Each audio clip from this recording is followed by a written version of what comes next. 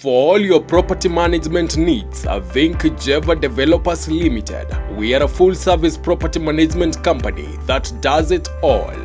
From inspection, lease agreement, rent collection, evictions, marketing and advertising, repair and maintenance, dedicated to creating seamless management structures to assist you in making informed decisions. Property management can be a stressful and a cumbersome task. Let Jeva Developers expertise help. We are located in Nanyuki Professional Center, 2nd floor, East Wing, room 203.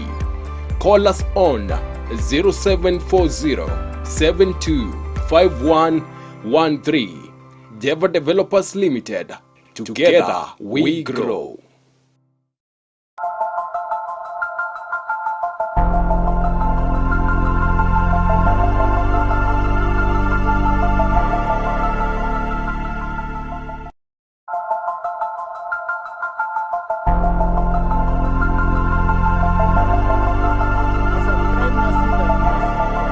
And the Supreme Court holding our petition in 2014 on the basis, Mr. Speaker, that this house cannot be injuncted by a court.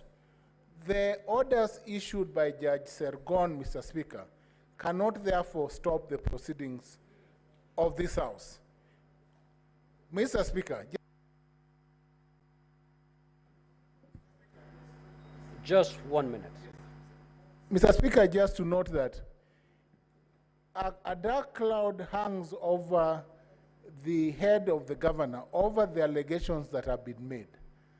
What other place would the governor have to clear the allegations made against him other than in this house? I think this is the opportunity for the governor and for the county assembly and the people of Kericho to know whether or not the governor is guilty or innocent of the wrongdoings that have been leveled against him. Mr. Speaker, allow this Senate to make a decision on this matter by going through a substantive hearing of all these allegations. Thank you, Mr. Speaker. Senator Murango. Asante sana mstahiki Speaker. Na kwanza ni kushukuru kwa sababu ya kusikiza ombi la kiongozi wa wengi, kiongozi Cheriot, kuwa na wakilishi wandi hapa aweze kusikiza kwa sababu mimi pia nilikuwa mwakilishi wandi. Na ni vizuri pia waone kwa sababu kesho watakuwa watu na maybe watakuwa hapa pia. Mstahiki Speaker, katika kanuni zetu za kundumu ambayo nyongeza ya 3 ambayo inapeana masharti ya utaratibu wa kusikiliza na kuamua mashtaka ya kumondoa gavana mamlakani. Katika kanuni ya kundumu 80 tukienda katika 12 inasema hiyo masharti yote ambayo imepeanwa ikizingatiwa, gavana atasikizwa na ushahidi utakapoanza utaendelea hadi seneti itakapohitimisha kusikiliza swala hilo. Mstahiki Speaker, tushaanza kusikiliza jambo hili na kanuni zetu za kudumu zinasema ya kwamba inapoanza tunafaa kwenda mpaka mwisho. Kwa hivyo nadhani seneti kwa saa hii haiwezi kuangalia namba ilikuwa namna gani. Tutaangalia makosa ambayo italetwa hapa, tutasikiza pande zote mbili, halafu mwishowe tutakuja sasa kuamua tutakapokuwa tumesikiza kila kitu. Kwa hivyo kwa mahali utatuelekeza Mstahiki Speaker, nadhani ni vizuri maseneto wapewe nafasi kuamua jambo hilo, kwa sababu kulingana na venye nimesikiliza kesi kulingana na wakili wa gavana ni kusema kwamba wanakualika kufanya uamuzi. Lakini sidhani kwamba uamuzi unaweza fanyiwa na speaker peke yake katika muda huu, lakini maseneto wote wanafaa kuja wasikize halafu waweze kuamua. Asante Mstahiki Speaker. Senator Osoti.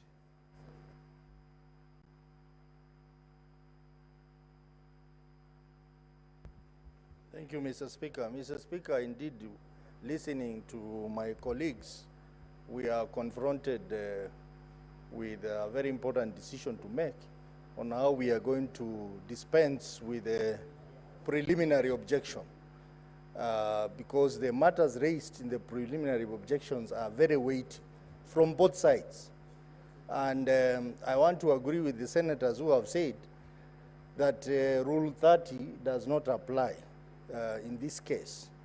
It is the senators to make a determination. So, Mr. Speaker, I want to dissuade you from applying Rule 30 and instead let the senators exercise their constitutional right to determine whether the PO stands or not. And looking at the numbers, Mr. Speaker, I want to pick from Senator Muma, who talked about the numbers of women in the county assembly. I think we would need to get some wisdom or a communication from IBC, because from my experience, I know IBC has been doing rounding off. They round off to the next human being. So when we talk about 31.3, I think the next number is 32. That is what IBC has been doing. So I think we need to look at this matter very critically and decide through a vote on how we want to proceed. And if the decision is in support of the governor's preliminary objection, Mr. Speaker, then the whole matter collapses. And that's the position of the law, because it would not make any sense for us to proceed with a matter of this nature if the PO collapses, if the PO succeeds. So, Mr. Speaker, I want to dissuade you from applying rule number 30, but allow the members to make a determination through a vote. Senator Chute. Honorable Speaker, I am not a lawyer. I've been in business for many years. And if you look at what is happening in business circles, you'll find that a shopkeeper writes 999, price of 999.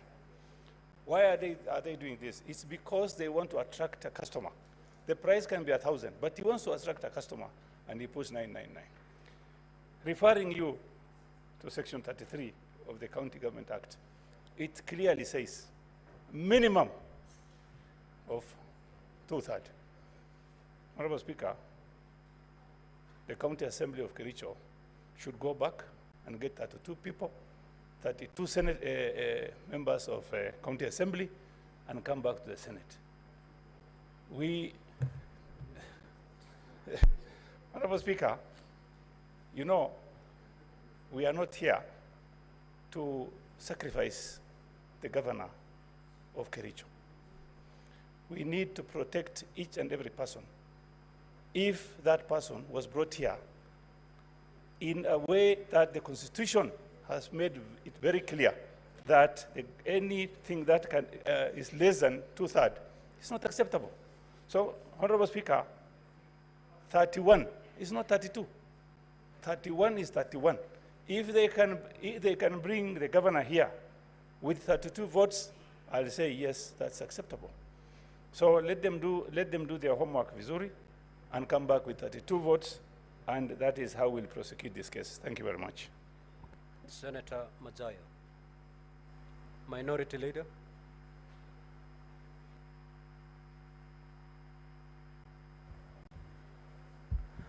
Asante mstahiki Spika. Mstahiki Spika, jambo la kwanza kwa hivi sasa ni kwamba watu wa Kericho wanaketi wakijua kwamba gavana wao ama kesi yao hivi sasa iko ndani ya Senate. Bwana Spika, hii hoja ambayo iko mbele yetu ya aidha kuweza kusimamisha kusikiza kesi hii ya mstahiki gavana ama kuweza kuimaliza wakati huu iko mbele ya Senate. Bwana Spika, tumekuwa na mifano tofauti tofauti ambayo imekuwa hapa ndani ya bunge la Senate. Nikikumbuka kulikuwa na kesi ya Mheshimiwa Sonko aliyekuwa gavana wa Nairobi. Kitu kama hichi kilitendeka, lakini Senate iliamua ya kwamba itasikiza kesi yote kwa ujumla, alafu mwisho ndio itaamua. Nataka tuchukue mkondo huo ambao uliwekwa wakati ule na bunge hili. Nyumba ni hii. Masenators wamegeuka, wengine sio aliokuweko, lakini wale ambao wako hivi sasa wanaweza kufanya kama vile ambavyo tunasema kule nyumbani ya kwamba maji hufuata mkondo. Kwa hiyo hivi sasa tuko na mkondo ambao tuliuweka ndani ya bunge la Senate, ya kwamba kitendo kama hichi kitendeka, alafu wakileta kama hiyo preliminary objection, wacha iwe mojawapo ya zile sababu ambazo tutasikiza hii motion ambayo iko mbele yetu hivi sasa. Kwa hiyo Bwana Spika, nataka kusema tu ya kwamba turuhusu ya kwamba kesi hii ambayo iko mbele yetu iweze kuendelea, tuweke hii preliminary objection kando kidogo, ili tuweze kuichukua pamoja na hizi zingine kama vile tulifanya mfano wa Mheshimiwa Sonko. Asante Bwana Spika. Senator Mutinda Tabitha.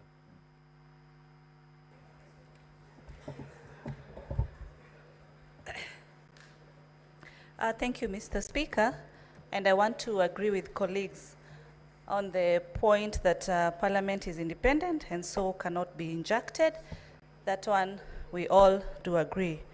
Mr. Speaker, the discussion on table in-house today is the arithmetic discussion. An arithmetic discussion of 31.3. Mr. Speaker, 31.3, as a student of mathematics, less 47 is 15.7.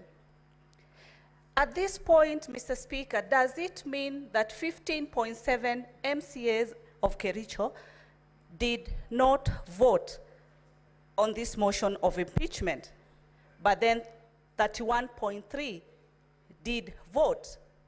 Mr. Speaker, it's very clear we cannot have an arithmetic in terms of a human being. And it's so very clear, Mr. Speaker, that 31 MCAs did vote to impeach the governor, and 16 did not vote, which equivalents that number to 47. A very straightforward situation, Mr. Speaker. If 23 senators vote to impeach a governor, 23 vote not to impeach, and 1 abstains, then the governor is not impeached. What is clear, Mr. Speaker, is that the decision on this PO is a decision by the senators. Even when we shall be voting for the next big assignment on Thursday, Mr. Speaker, 2/3 is equivalent to 44.6. The required number is not 44, but 45. In the event... Senator Nduati. Senator Nduati. Veronica.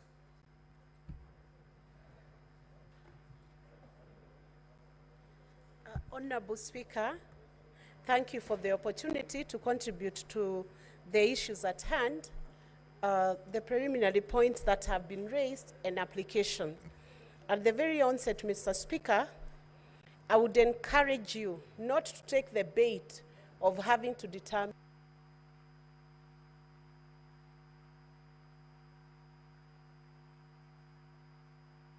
what happened. Is your time up? No.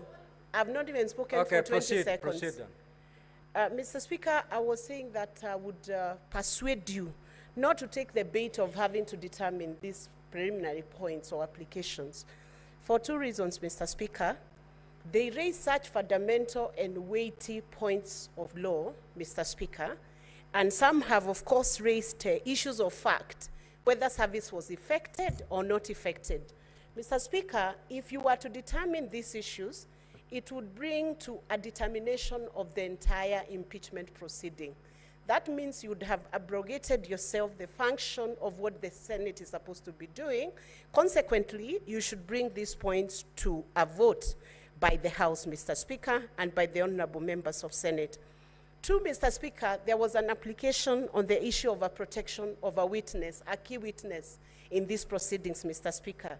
It's my very considered opinion, Mr. Speaker, that that protection should be afforded to a witness who feels vulnerable, Mr. Speaker, because of the nature of the offenses that have been brought forth, Mr. Speaker. But while giving that protection to this witness, Mr. Speaker, there must be a balance as to how that protection is given.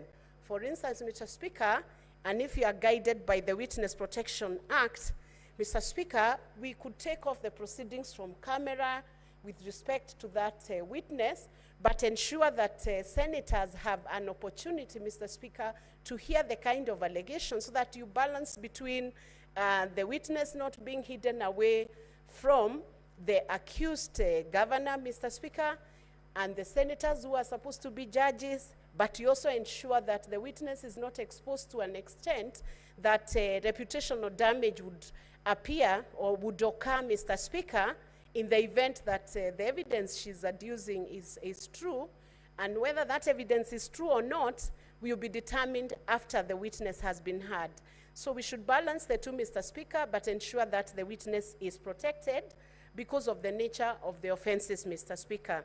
With those remarks, Mr. Speaker, I would urge you to allow the senators to vote on this. I will not. Senator Munyihaji Faki. Asante Mheshimiwa Spika kwa kunipa fursa hii.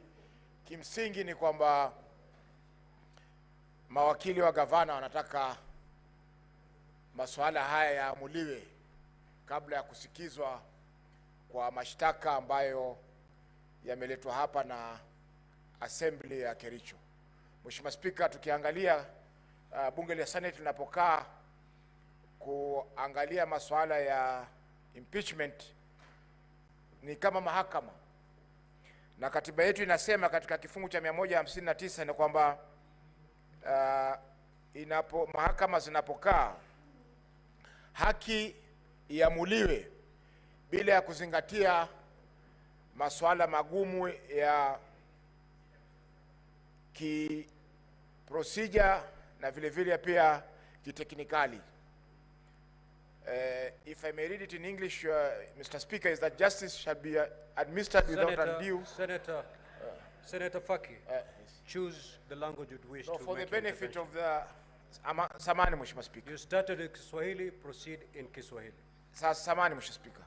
Kwa hivyo na Mheshimiwa Speaker, swala lililoko mbele ya bunge hili la Seneti ni kwamba Seneti iamue masuala ambayo yamefikishwa mbele yake bila ya kuzingatia mambo ya kiteknikali, kwa sababu tunapozingatia mambo ya kiteknikali tutapoteza ile fursa ya kuweza kutenda haki ya kimsingi. Jambo la pili, Mheshimiwa Spika, ni kwamba bunge la Senate linapiga kura kutokana na masuala ya delegation.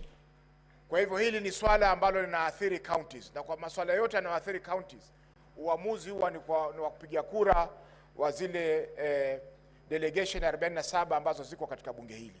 Kwa hiyo Mheshimiwa Spika, swala la wewe kukata kwamba swala hili halikutimizwa ama swala la quorum halikutimia katika bunge la Kericho, bunge la kaunti ya Kericho, Mheshimiwa Spika, hapo utakuwa umekeuka katiba na vile vile pia umekeuka kanuni zetu za bunge hili ambapo zinasema kwa masuala ya uamuzi iwe ni kwa sababu ni masuala ya delegations ambazo ziko katika bunge hili. Asante sana Mheshimiwa Spika. Senator Keroche Tabitha.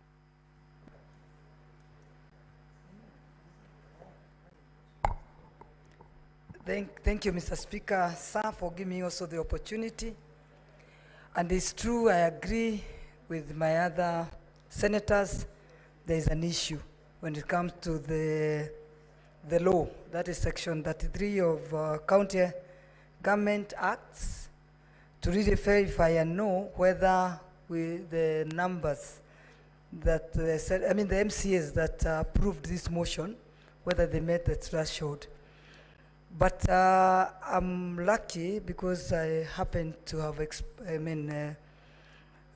continued with my maths, where you reach a point where maths and science go together.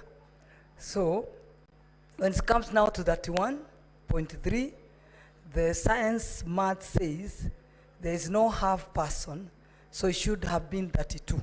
The 0.3 is always becomes the whole person, which it should be 32. But now the other big question is, if this motion is returned back to the county assembly, how sure are we that it will not come back within a week? So I think we are now again not very sure whether we are going to save or hurt the people that brought this motion here. But it is true, we've not met the threshold. It should have been 32, not 31. Thank you, Mr. Speaker, sir. Senator Sifuna. Senator Eddy, certainly you cannot rise on a point of order. There is no senator speaking. Senator Lomenan.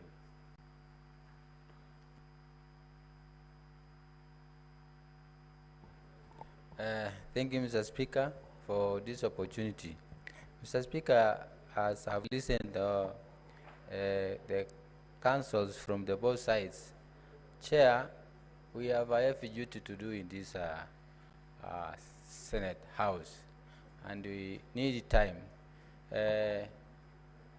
Chair, if you see the voluminous books that are with us, there are many contents that we have to listen before we make a ruling.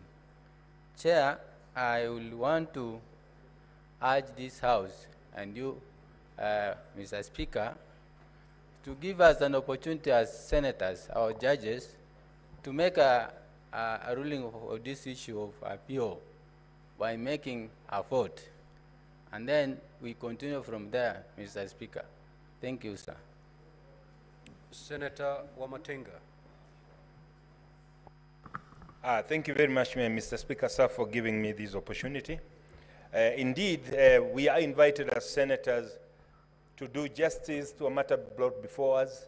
But even before we do that, Mr. Speaker, it is our duty and responsibility as the whole country and the whole world watches to ensure that we do justice to matters that are come before us. Mr. Speaker, sir, it has been cited that decisions have been made and presidents have been set. But that notwithstanding, Mr. Speaker, it is also imperative that we interrogate that under which condition those decisions and presidents were set. Mr. Speaker, sir, as an engineer, I know that rounding numbers to the nearest is a common practice.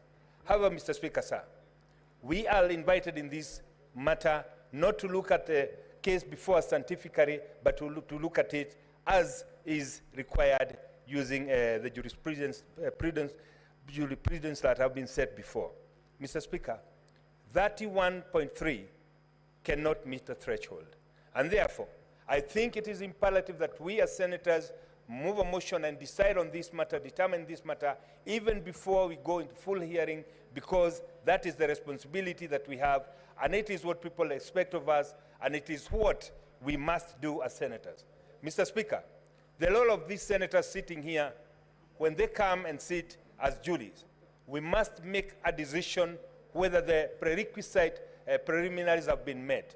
If they are not been met, Mr. Speaker, then we must return matter to the sender so that they can meet the threshold and we can be able to be sitting in a matter that is supposed to be sat for by this House. Mr. Speaker, sir, I submit. Senator Eddy. Senator Eddy. I thank you, Mr. Speaker. Mr. Speaker, what we're invited to do in this House on two substantive POs, Mr. Speaker. One, I cannot belabor, Mr. Speaker. We cannot be gagged by a decision of court from doing our job. So I think that one we are in tandem, Mr. Speaker. On this issue of mathematics, Mr. Speaker, you are invited to make a decision which I think that it is the House that should make. One is a practical a question and the other one is a mathematical question. Practically, Mr. Speaker, you cannot have a fraction of human beings reduced to the lower number. And mathematically, Mr. Speaker, I think that it is a question that probably would have needed a judicial review even long before it came to this place, Mr. Speaker. Because constitutionally, this question of 2/3 has never confronted the country. And Mr. Speaker, the only time that we see it, and especially from the cases that has been presented here, is the case for Tana River, Mr. Speaker. So as a House, I think it behooves us to go with the larger question of what has been determined in court. And what has been determined in court as per now, without a judicial review, is the case for Tana River, which then can be the only legal basis and legal framework that then we can be able to use to question this practicality of numbers. But that said, Mr. Speaker, I wanted to urge the House that because this is a very serious issue, Mr. Speaker, and the people of Kericho would want to be heard, perhaps the determination of these 2 POs should be done with the other substantive issues that have been brought in the House so that senators have got a chance to make observations at the end of this entire process, so that those preliminaries will form part of the conversations and as we go through the charges, and this matter be heard, and then we'll make a determination at the end, Mr. Speaker, because if we don't, then you'll be invited to a very dangerous path, Mr. Speaker, whereby you... Senator Oroba.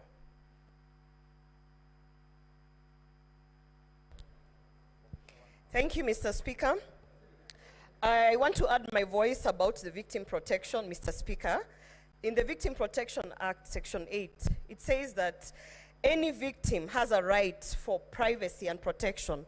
And therefore, because the proceedings here will be broadcasted, Mr. Speaker, I believe we have no choice but to follow the law and ensure that Section 8, Section 10, and Section 11, particularly on the issue of disclosing the identity of the victim, are taken care of. Mr. Speaker, on the matter of the 2/3 threshold, Mr. Speaker, this is a house of procedure. We are guided by procedure, and we have our standing order.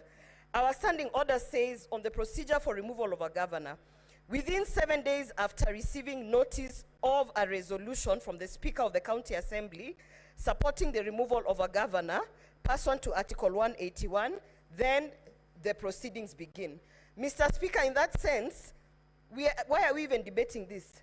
There is no opportunity in our standing order where we are told, go back to the County Assembly and check if the threshold was met and check if the allegations were actually substituted. For us, we are quasi-judicial process. They have reached here.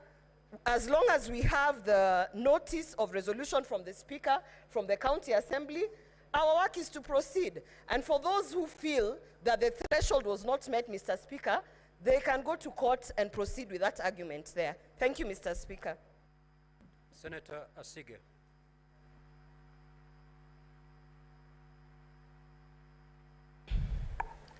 Thank you, Speaker. I have 2 observations to make. It's my understanding that the Kericho County Assembly consists of 47 members, and Section 33 of CGA requires 2/3 of the votes are needed to support an impeachment motion, which means that the County Assembly needed 31.3 votes. And further, if we use the Nkaduda versus County Assembly of Tana River case, we can infer, because of jurisprudence, that a natural person cannot be fragmented into a fraction. And therefore, the logical thing to do, of course, would be to round off the decimal to the nearest round number. And the nearest round number in this case is 31. Speaker, we are here as a quasi-judicial hearing. And I see us, of course, as judges, very, very strongly so in this case. And Speaker, I also see us akin to scientists who have been given the mandate to deal with this case with precision. This is a laboratory, Mr. Speaker, and we are all scientists, and we have been called to make a very fine cut in this, with these POs. Speaker, Science has laws. There is the law of gravity, law of motion, the law of the Mendel's law, the Megan law, several laws, Mr. Speaker, and those are absolute. They cannot be moved. They cannot be wished away. Similarly, Speaker, the High Court has ruled through this jurisprudence that that you should calculate to the nearest round number, and that, Mr. Speaker, is law. It's through a court of law, and I think that we should continue in that way. 31 has been met in terms of votes, and therefore we should listen to this case further and listen to the substantive issues therein. Speaker, also, you have been invited by the Governor's Council to mirror the decision of your counterpart in the National Assembly. I feel that is out of order, Speaker. You are not a conveyor belt. You are not somebody who regurgitates what the Speaker of the National Assembly does or says. You are not a parrot of the National Assembly, Speaker, and therefore being invited to mirror a decision that... Senator Seki.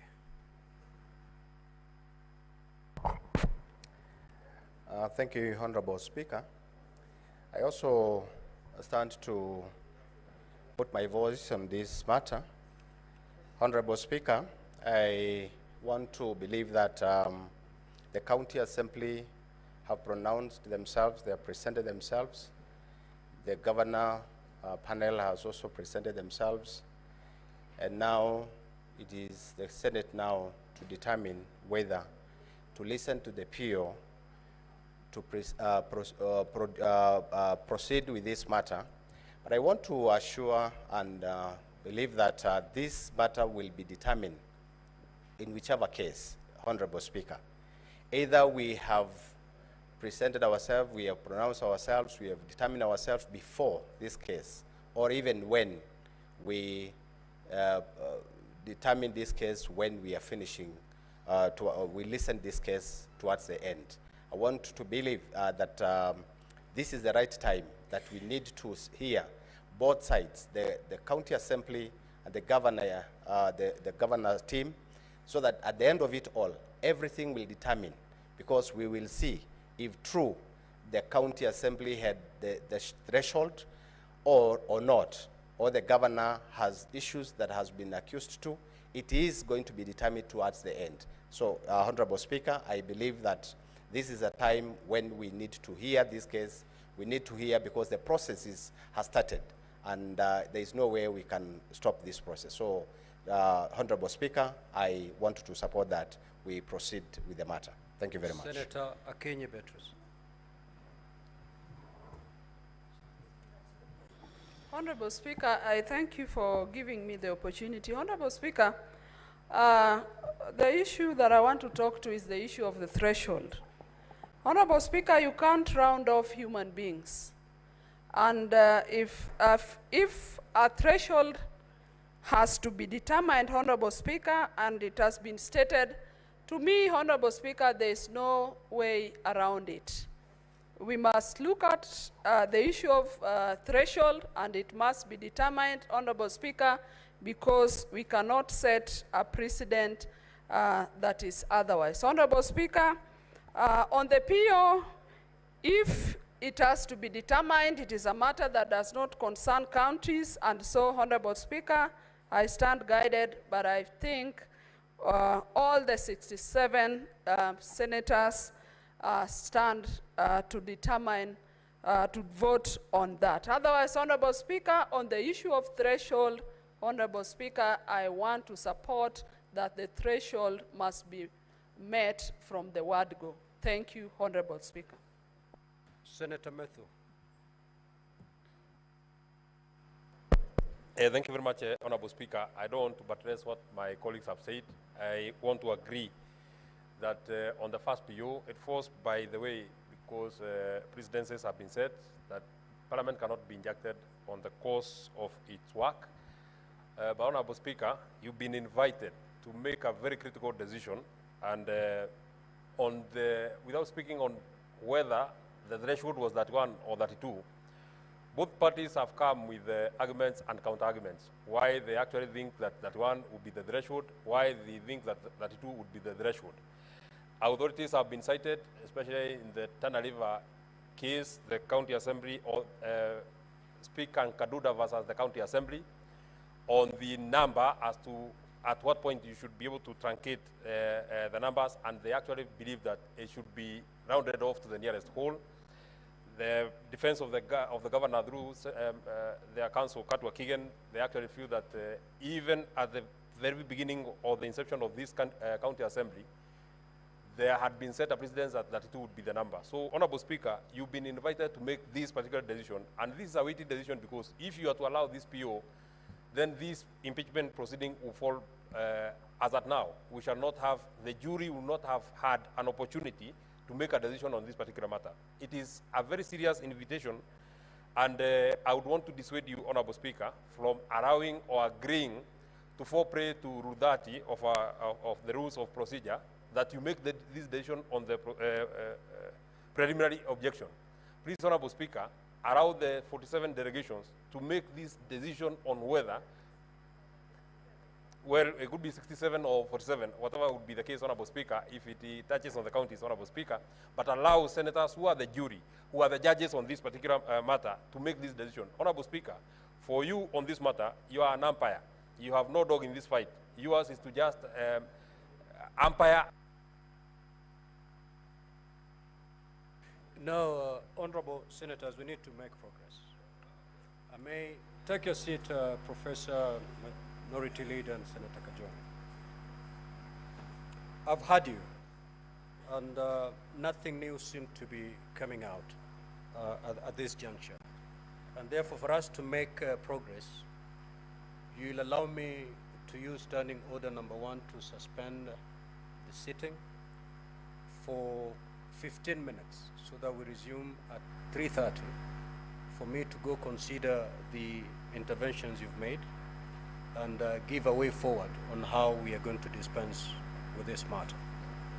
Because remember, honorable senators, if in the event that we proceed with this hearing, we have to start from the beginning. The hearing hasn't started yet. We are merely dealing with preliminary matters, and therefore time is of the essence.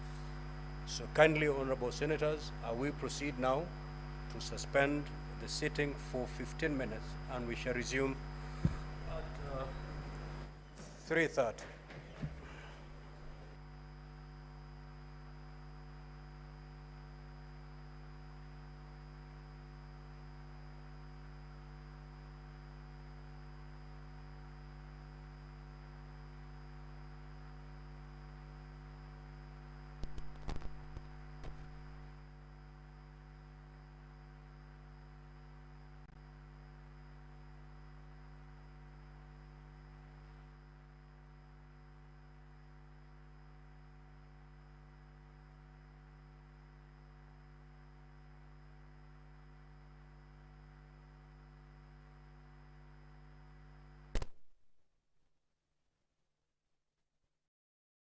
Well, the question of the 2/3, whether that is the threshold was reached or not, still remains unresolved.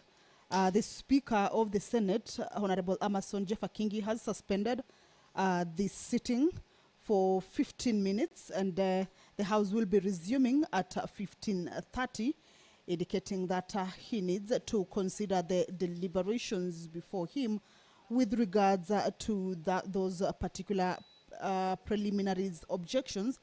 And the most important one in this case is the objection that was raised by the governor's legal team with regards to the threshold of the MCAs who supported the removal from office by impeachment of the governor.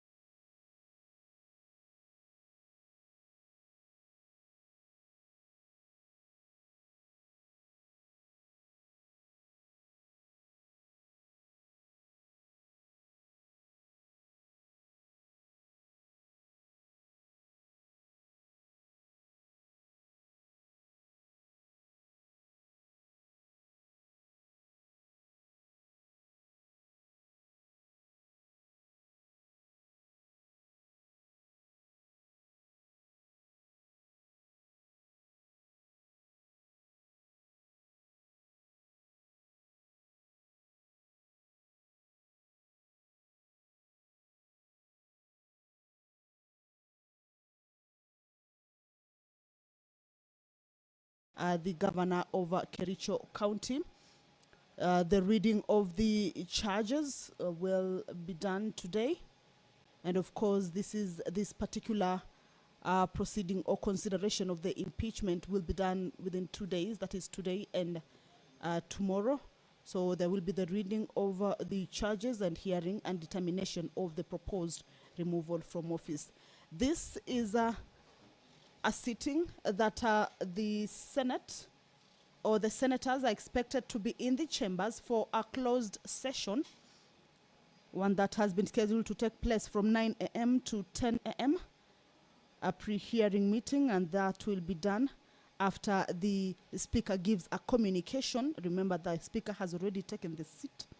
So once the House corrects, we will have a communication from the chair, that is the speaker, to introduce to us on this particular proceeding that is taking place today. Remember, on normal occasions, the normal plenary sittings, they usually start at 9:30, but this one is a special sitting that is considering the proposed removal from office by impeachment of the Kericho governor, that is Dr. Eric Kipkoech MUTAI, this morning.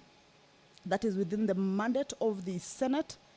And with regards to the procedure for removal of a governor, remember, after 7 days of receiving a notice of a resolution from the Speaker of a County Assembly, and you will remember that there was that communication that was done by the Speaker, having received the resolution from the County Assembly of Kericho on their resolution to impeach the governor. Then the Speaker of the Senate shall convene a meeting of the Senate to hear the charges against the governor.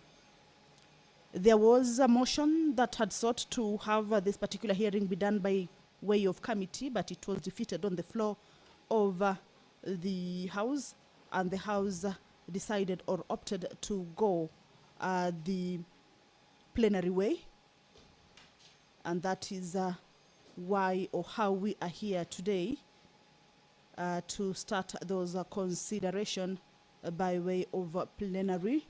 Currently is a 10-minute quorum bell. The House has not corrected to its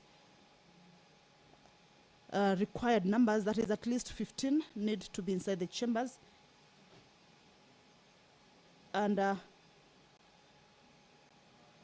we are waiting to see whether those members have reached the 15, the quorum as required. That is the 15 mark as required. Once the House achieves the quorum, we will hand you over to the live broadcast. Remember, the live proceedings are set to begin from 10 a.m., but this one is for the members to be able to get into the chambers, get a communication from the Speaker, and proceed into a pre-hearing meeting, which will be held in camera. So at that particular time, then we will be shutting down our cameras to let the pre-hearing meeting. Majority Leader and the Minority Leader, take your seats, please.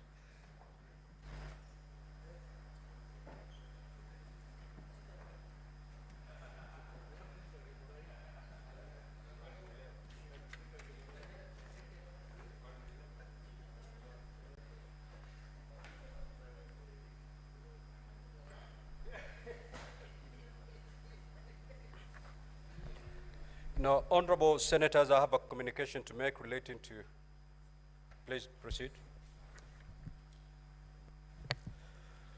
Order number 1, communication from the chair.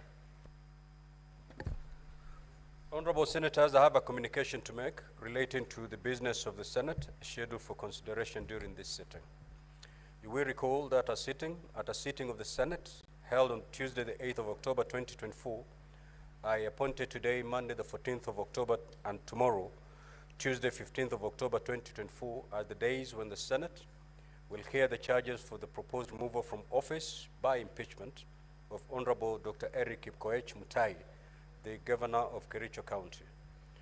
We'll also recall that at sitting of the Senate held on Wednesday, the 9th of October 2024, a procedural motion to sit today, Monday, the 14th of October 2024, and the alteration of the sitting time for Tuesday, 15th of October 2024, was moved and approved to facilitate the impeachment hearing of Dr. Eric Kipkoech Mutai, the governor of Kericho County. Subsequently, via the Gazette Notice number 13179, I notify the general public that pursuant to Section 33 of the County Governments Act and standing order 81B2 of the Senate Standing Orders, the Senate resolved to undertake investigation on the proposed removal from office by impeachment of Dr. Eric Kipkoech Mutai, the governor of Kericho County, in plenary. Honorable Senators, regarding the hearing and determination on the proposed removal from office by impeachment of Dr. Eric Kipkoech Mutai, a program has been prepared and appended to the order paper for today. As is the tradition, and in line with the schedule of activities for an impeachment hearing in plenary, the Senate will hold a closed preparatory session to deliberate on the management of the investigation. The objective of the preparatory session is to ensure that the process is conducted seamlessly and concluded timely and in line with the requirements set out under the County Governments Act and the Senate Standing Orders. During the pre-hearing, the parties, if they are present, all members of the public and the media will be expected to withdraw from the chamber and the galleries, and any form of broadcast from the chamber shall cease forthwith. Now, in accordance with the hearing program for an impeachment hearing in plenary, the open session will commence at 10 a.m. this morning. Consequently, I now direct all members of the public and the media to withdraw from the chamber and the galleries, and that any form of broadcast from the chamber to cease forthwith.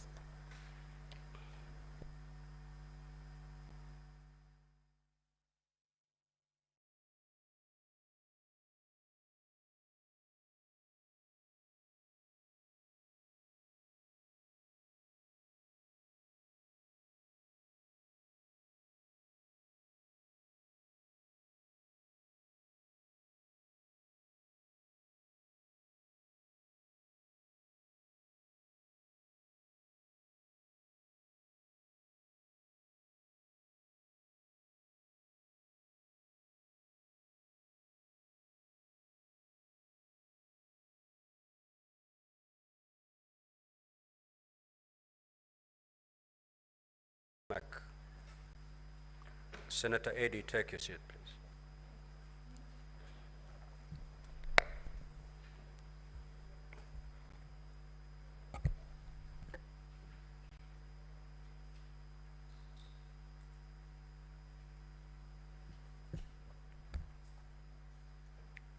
Clerk. Sure.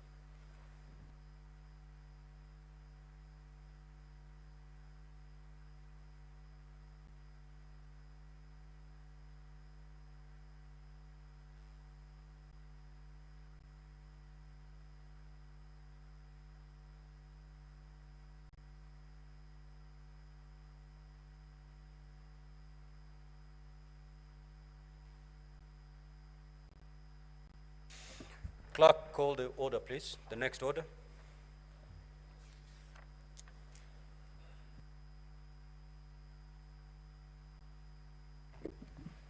Order number 2, reading of the charges on the proposed removal from office by impeachment of Honorable Dr. Eric Kipkoech Mutai, the governor of Kericho County. Honorable Senators, before I allow the clerk to read the charges, kindly I have this communication to make. Having dispensed with the pre-hearing meeting of senators, which was a closed session, it is now time to commence the proceedings on the proposed removal from office by impeachment of Honorable Dr. Eric Kipkoech Mutai, the governor of Kericho County.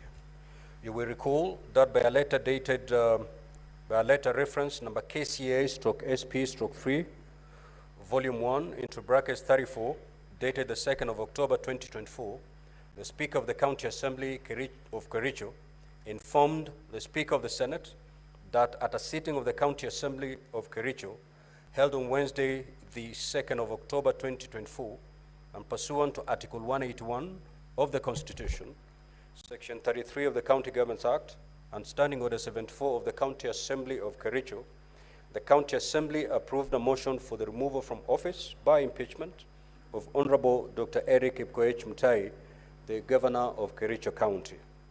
The Speaker of the County Assembly of Kericho forwarded the following documents to the Senate, being the record of proceedings of the County Assembly and the evidence adduced in support of the impeachment motion. 1, copy of approved notice of motion dated 23rd of September 2024 and laid on the table of the Assembly on Tuesday, the 24th of September 2024 during the morning sitting. 2, a copy of exhibits laid on the table of the Assembly on Tuesday, the 24th of September 2024 morning sitting. 3, order papers for the Assembly sittings of Tuesday, the 24th of September 2024 morning sitting and Wednesday, the 2nd of October 2024 morning sitting. Certified Hansard reports for the Assembly sittings of Tuesday, the 24th of September 2024 morning sitting and Wednesday, the 2nd of October 2024 morning sitting. Copy of letters dated the 24th and the 30th of September 2024, reference numbers KCA/SP/3 volume 1 into brackets 31 and KCA/SP/3 volume 1 into brackets 33 respectively, inviting the Governor of Kericho to respond to the table impeachment motion. Copy of an affidavit of service by Ms. Sharon Chemngetich Mibei, serving His Excellency the Governor of Kericho County with the invitation letter and a copy of laid notice of impeachment motion, together with evidence and another letter for supplementary evidence, a memorandum on behalf of the Speaker of County Assembly of Kericho. Certified copy of a form of verification of signatures for members in support of the motion for removal of the Kericho County Governor by impeachment, dated the 2nd of October 2024, made pursuant to Standing Order 745 of the County Assembly of Kericho. Certified copy of the roll call vote on the motion for the impeachment of His Excellency, Governor of Kericho County, held during the Assembly sitting of Wednesday, the 2nd of October 2024. An affidavit of 16 honorable members who refused to attend or participate in the impeachment proceedings on the 2nd of October 2024 or another other date.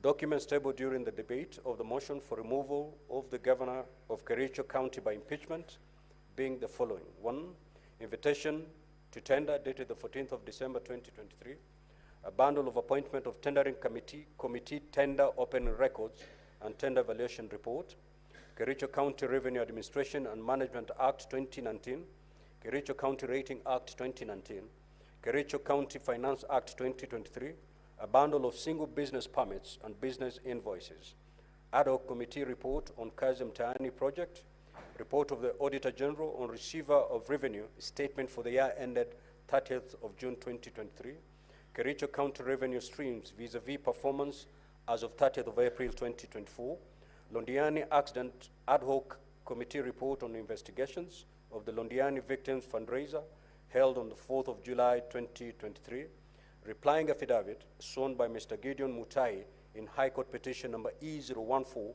of 2023, judgment of the courts in Kericho ELRC petition number E001 of 2023, Sang versus Governor, Kericho County and others, a bundle of letters from the Governor to Speaker dated the 20th of August 2024, and Speaker's response dated the 3rd of September 2024.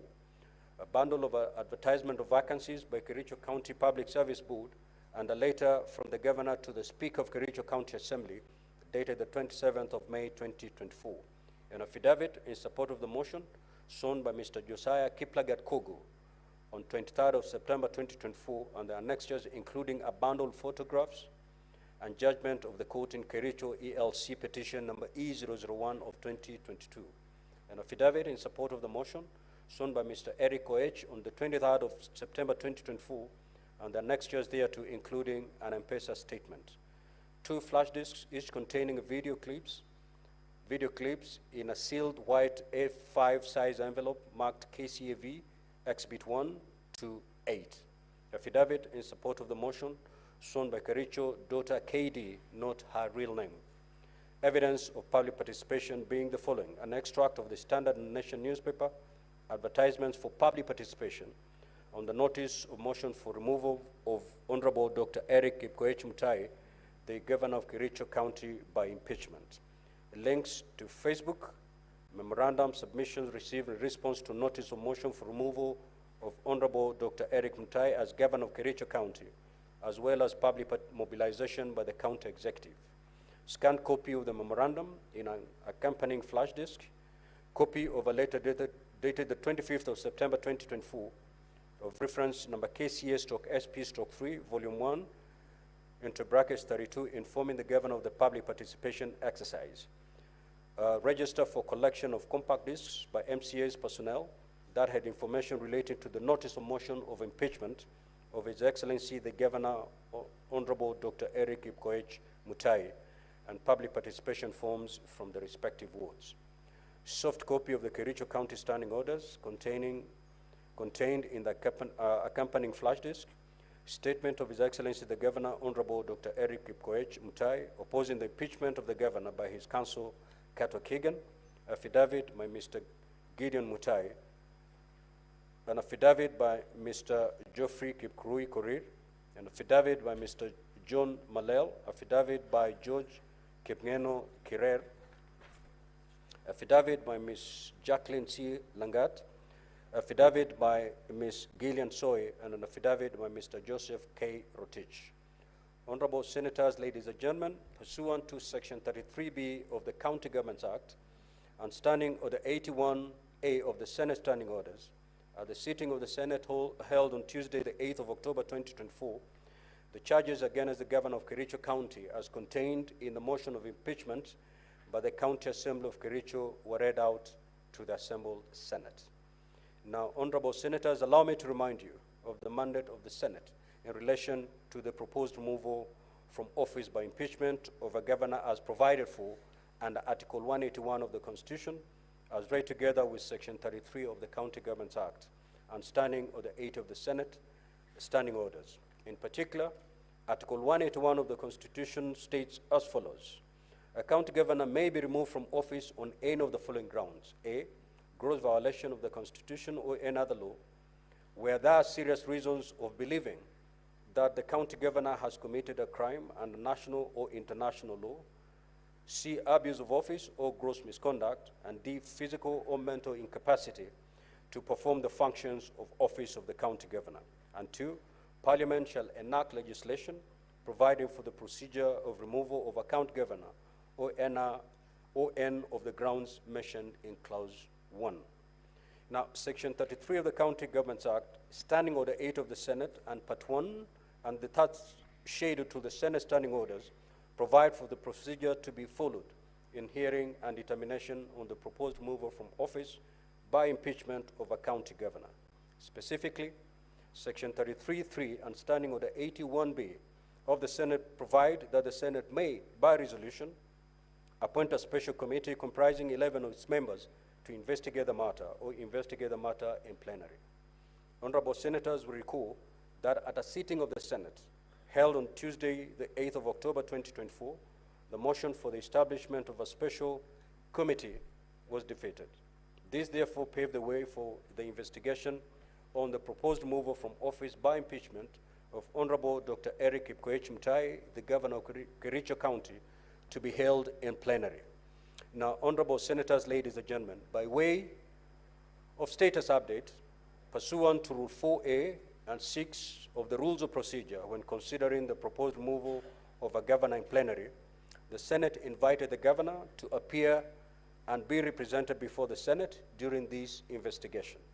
The Senate further invited the governor, if he so chooses to appear before the Senate, to file an answer to the charges with the office of the Clerk of the Senate by 5 p.m. on Saturday, the 12th of October 2024, setting out the following: the governor's response to the particulars of allegations, B, the mode of appearance before the Senate, whether in person, by advocate, or in person and by advocate. 3, the names and addresses of the persons to be called as witnesses, if any, and witness statements containing a summary of the evidence to be presented by such witnesses before the Senate. And 4, any other evidence to be relied on.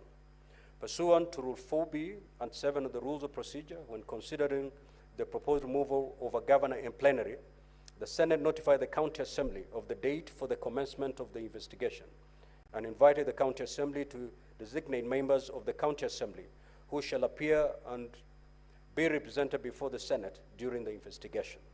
The County Assembly was further invited, if he so chooses, to appear before the Senate, to file with the Office of the Clerk of the Senate by 5 p.m. on Saturday, the 12th of October 2024, setting out the following documentation. Designating the members of the County Assembly, if any, who shall attend and represent the Assembly in the proceedings before the Senate. 2, indicating the mode of appearance before the Senate, whether in person, by advocate, or in person and by advocate. 3, indicating the names and the addresses of the persons to be called as witnesses, if any, and witness statements containing a summary of the evidence to be presented by such witnesses before the Senate. 4, specifying any other evidence to be relied on. Honorable Senators, ladies and gentlemen, on Saturday, the 12th of October 2024, the Office of the Clerk of the Senate received a response reference number 1/816/24/1 and dated the 9th of October 2024 to the invitation to appear issued to the Governor of Kericho County from Messrs. Katwa and Kemboi, who indicated that the Governor had appointed the firm to represent him in the proceedings before the Senate and that the Governor would also appear in person and by advocates. The letter also indicated the list of counsel representing the Governor and the list of witnesses to the Governor. Similarly, on Saturday, the 12th of October 2024, the Office of the Clerk of the Senate received a response reference number HNK/009/007/2024, dated the 12th of October 2024, to the invitation to appear issued to the County Assembly of Kericho from Messrs. H&K Law Advocates, indicating that the firm had been appointed to represent the County Assembly. The letter also indicated the advocates represented the County Assembly and the witnesses for the County Assembly. Pursuant to Rule 8 of the Rules of Procedure, when considering the proposed removal of a governor in plenary, on Saturday, the 12th of October 2024, the Clerk of the Senate furnished each party with the documentation filed by the other party in accordance with Rule 6 and 7 of the Rules of Procedure. Honorable Senators, ladies and gentlemen, the hearing program, which has been appended in today's order paper, details the various activities in the hearing and determination of the matter and the time allocated to each activity. It will be crucial that all parties comply with the time allocated. The parties will be notified of the balance of time on each activity through the clerk at the table. In summary, the program states that today, Monday, the 14th of October 2024, after we have dispensed with the preliminary matters, the charges against the Governor as submitted by the County Assembly shall be read. The Governor will be given an opportunity to take a plea on the charges. This will be followed by an opening statement by the County Assembly and thereafter by the Governor. After the conclusion of the opening statements, the presentation of the case of the County Assembly shall commence. The County Assembly will have a maximum of 3 hours for presentation of the case and re-examination, while the Governor will be allowed 2 hours for cross-examination of the witnesses presented by the County Assembly. After presentation of the case by the County Assembly, the cross-examination by the Governor and re-examination by the County Assembly, honorable senators will be given an opportunity to ask questions or seek clarification from the County Assembly. These activities will proceed until the conclusion of today's sitting. At the sitting scheduled for tomorrow, that is Tuesday, the 15th of October 2024, the Governor will have an opportunity to present his case before the Senate. Similarly, the time allocation will be 3 hours for the Governor's case, including re-examination, and 2 hours for the County Assembly for cross-examination. Honorable senators will also be given an opportunity to ask questions or seek clarification from the Governor, following which closing statements by the parties will be made for a period not exceeding 1 hour each. The Senate shall thereafter proceed to a debate on a special motion prior to voting on each of the charges. At this stage, a supplementary order paper will be issued to facilitate this debate. The Senate shall thereafter proceed in accordance with Section 33(7) of the County Governments Act and Standing Order 86 of the Senate Standing Orders. The voting shall be by county delegations. The governor shall cease to hold office if a majority of all county delegations vote to uphold any impeachment charge. However, if the vote in the Senate fails to result in the removal of the governor, pursuant to Standing Order 87 of the Senate, the Speaker of the Senate shall notify the Speaker of the County Assembly of Kericho accordingly. Now, honorable senators, ladies and gentlemen, I now invite Counsel for the County Assembly of Kericho to introduce the legal team of the County Assembly and the members of the County Assembly of Kericho representing the County Assembly by stating the full name and designation of each person.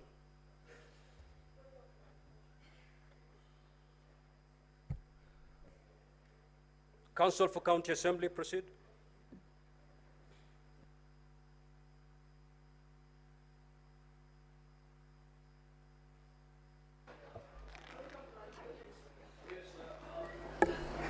Before the council introduces his team, Senator Fatuma. Mr. Speaker, on Wednesday, you gave a position that you are going to give a decision on Isiolo matter, which is now. So I'm kindly requesting, and I'm sure Isiolo people are also waiting for your decision on this matter. This is a very serious, weighty matter, Mr. Speaker, and it's good if the House gives direction, because as we are speaking, Mr. Speaker, Isiolo people are suffering. We are not getting service delivery at all. People who are in hospital, even those who are on oxygen, they are sent home. There is no service delivery at all. Mr. Speaker, kindly give us direction on this. I thank you. Very well, Senator Dulo. I will give my communication in the course of the day. Proceed, Counsel for the County Assembly. Very good morning, Mr. Speaker, sir, honorable senators. For the Kericho County Assembly, the representation is as follows. Myself, Kimutai Bosek, Mr. Charles Njenga, advocate, Sharon Mibei, advocate, Elias Mutuma, advocate, Kiplangat Hillary, advocate, Winnie Bett, advocate, Langat Geoffrey, advocate, Kipkorir Elvis, advocate. Then we have also our legal assistant, Brian Lee Maingi, and Ian Kiplangat. We also have our technician, that is Mr. Kipkuri Jaffet. Mr. Speaker, sir, honorable senators, we have as our witnesses for the Kericho County Assembly, Honorable Kiprotich Rogony, member for Sigawet Ward, Honorable Albert Kipkoech, member for Soliat Ward. We also have affidavit from Mr. Josiah Kogo, and we have an affidavit, and also we'll be asking or lining up Mr. Eric Koech to testify before the Senate. And lastly, we have a lady whom we have given a pseudonym because of the sensitivity of the evidence she'll be adducing. And for now, we are calling her Kericho daughter. After introduction by our colleagues on the other side, Mr. Speaker, sir, honorable senators, we'll request that we make some application. Thank you, Mr. Speaker, sir, honorable senators. Counsel for Governor, you may now introduce the legal team representing the Governor. Good morning, Mr. Speaker, sir, and honorable senators. On the side of the Governor is present, and he is represented by myself, Katwa Kigan KJ, Manasseh Tunen, and Doris Ngeno. We will be assisted by a legal assistant, Vincent Sagini. Our witnesses, Mr. Speaker, sir, we will be flagging out the fact that there are orders in respect to these proceedings. However, eventually when the proceedings need to proceed, we intend to call the following witnesses: the Governor, Gideon Mutai, George Kirer, Jacqueline Langat, Gillian Soy, Joseph Rotich, Honorable John Malel, and Geoffrey Korir. Mr. Speaker, sir, just wanted to say also that we had sent a communication to your office that we propose to raise a preliminary objection. That's one. And Counsel for Governor. Yes. At this juncture, you're just to introduce the legal team and take your seat, please. Thank you, Mr. Speaker. Thank you.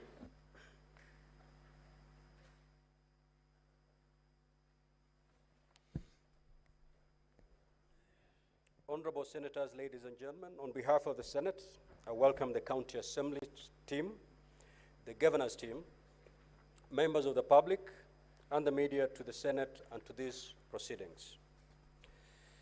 As you're aware, Article 118 of the Constitution mandates Parliament to conduct its business in an open manner, and that its sittings and those of its committees shall be open to the public.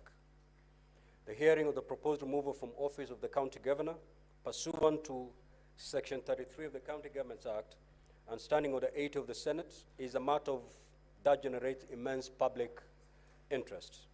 The Senate, and in this particular hearing, has facilitated the members of public who are interested in these proceedings to access its galleries.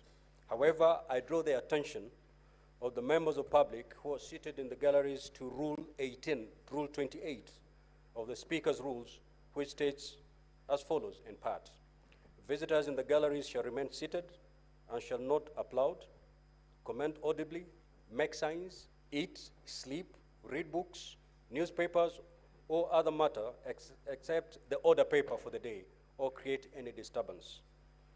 I request the members of public to observe the aforesaid rule. Any member of the public who contravenes the Speaker's rules will be inviting stern action against them, which includes expulsion from the precincts of Parliament. The office of the Clerk of the Senate is directed to ensure compliance with the Speaker's rules. Honorable Senators, ladies and gentlemen, finally, I now invite the Clerk to read the charges against Honorable Dr. Eric Kipkoech Mutai, the Governor of Kericho County.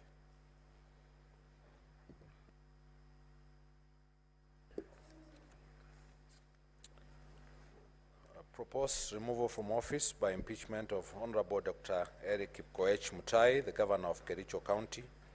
Particulars of the allegations. The Honorable Dr. Eric Kipkoech Mutai, the Governor of Kericho County, please take the stand.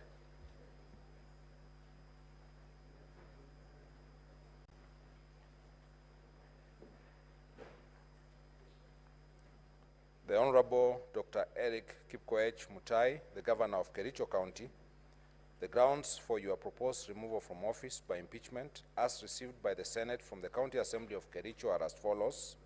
Ground 1, gross violation of the Constitution and other laws, gross violation of the Constitution of the Republic of Kenya 2010, the County Governments Act 2012, the Public Procurement and Asset Disposals Act, the Public Finance Management Act 2012, and the Kericho County laws. The particulars of this ground are as follows. Allegation 1, misappropriation, misallocation, and illegal drawings of county revenue and county finances. On various occasions since his election as a governor and subsequent assumption of office, the governor has engaged in various acts of gross violations of Articles 10, 183, and 201 of the Constitution, Sections 102 and 109 of the Public Finance Management Act, Cap 412A, and the provisions of the Kericho County Rating Act, number 5 of 2019, as follows. A, presiding of an administration which has deliberately refused, failed, neglected, and omitted to automate revenue collection, thus opening up the county's own source revenue to pilferage, misappropriation, and theft. B, the county government advertised for the procurement of the Integrated County Revenue Management System via an advertisement dated 14th December 2023. Despite the tender being responsive and a compliant tenderer being proposed by the tendering committee for the award of the tender, there is evidence that the governor frustrated the award of the said tender. C, the absence of the automated payment system has adversely impacted on the revenue-raising ability of the county through deliberate undercharging of business permit fees and miscategorization of zones where businesses are actually situated. For instance, single business permits are issued to the business owners at zones B and C, which attract less charges when the actual business is situated as Zone A to avoid payment of the actual charges. Similarly, properties situated in areas that attract higher rates are miscategorized, charged, and issued clearance certificates for areas that are zoned for lower rates, thus perpetuating revenue leaks. D, the governor presides over an administration that has totally disregarded the valuation role prepared and passed by the County Assembly in 2019 pursuant to the Valuation and Rating Act, Cap 266. Thus, the county continues to collect property rates under the old valuation role, occasioning the county substantial revenue losses. C, the revenue leaks and losses has seen the county miss revenue targets for 2 consecutive financial years, whereby the revenue collections fall short of the projected revenue by more than 50%. F, the governor has violated the provisions of Section 104 of the Public Finance Management Act 2012, whence through his acts of omission, commission, and inaction, he continues to preside over a broken public finance management system which has made the county treasury ineffective. G, there is a nexus between the disappearance and or loss of the county revenue and the governor's opulent lifestyle since he was elected. Indeed, within 2 years since his election, the governor's wealth has grown exponentially, so much so that he can now afford to contribute up to 1 million shillings in a single harambe. Indeed, in one church function, the governor was captured bragging that whereas he didn't have the resources when he first vied, and I quote, Ra ko mi tuguk, loosely translating to, this time I have enough resources. 2, on or about 31st of August 2023, the governor engaged in gross violation of Articles 10, 183, 201, 207, and 208 of the Constitution and Sections 102, 109, and 110 of the Public Finance Management Act 2012 by launching a program dubbed Equalizer Kazi Mtaani Initiative and drawing county funds towards the initiative without a legislation to anchor the initiative, public participation, prior approval of the County Assembly and the Controller of Budget, and prior approval of the Budget and Appropriation approval. 3, the present and former Chief Executive Committee members and Chief Officers have variously reported coercion by the Governor to make financial allocations for the Governor's own use from the funds allocated to their respective departments, and which funds they were required to remit through the Governor's personal assistants.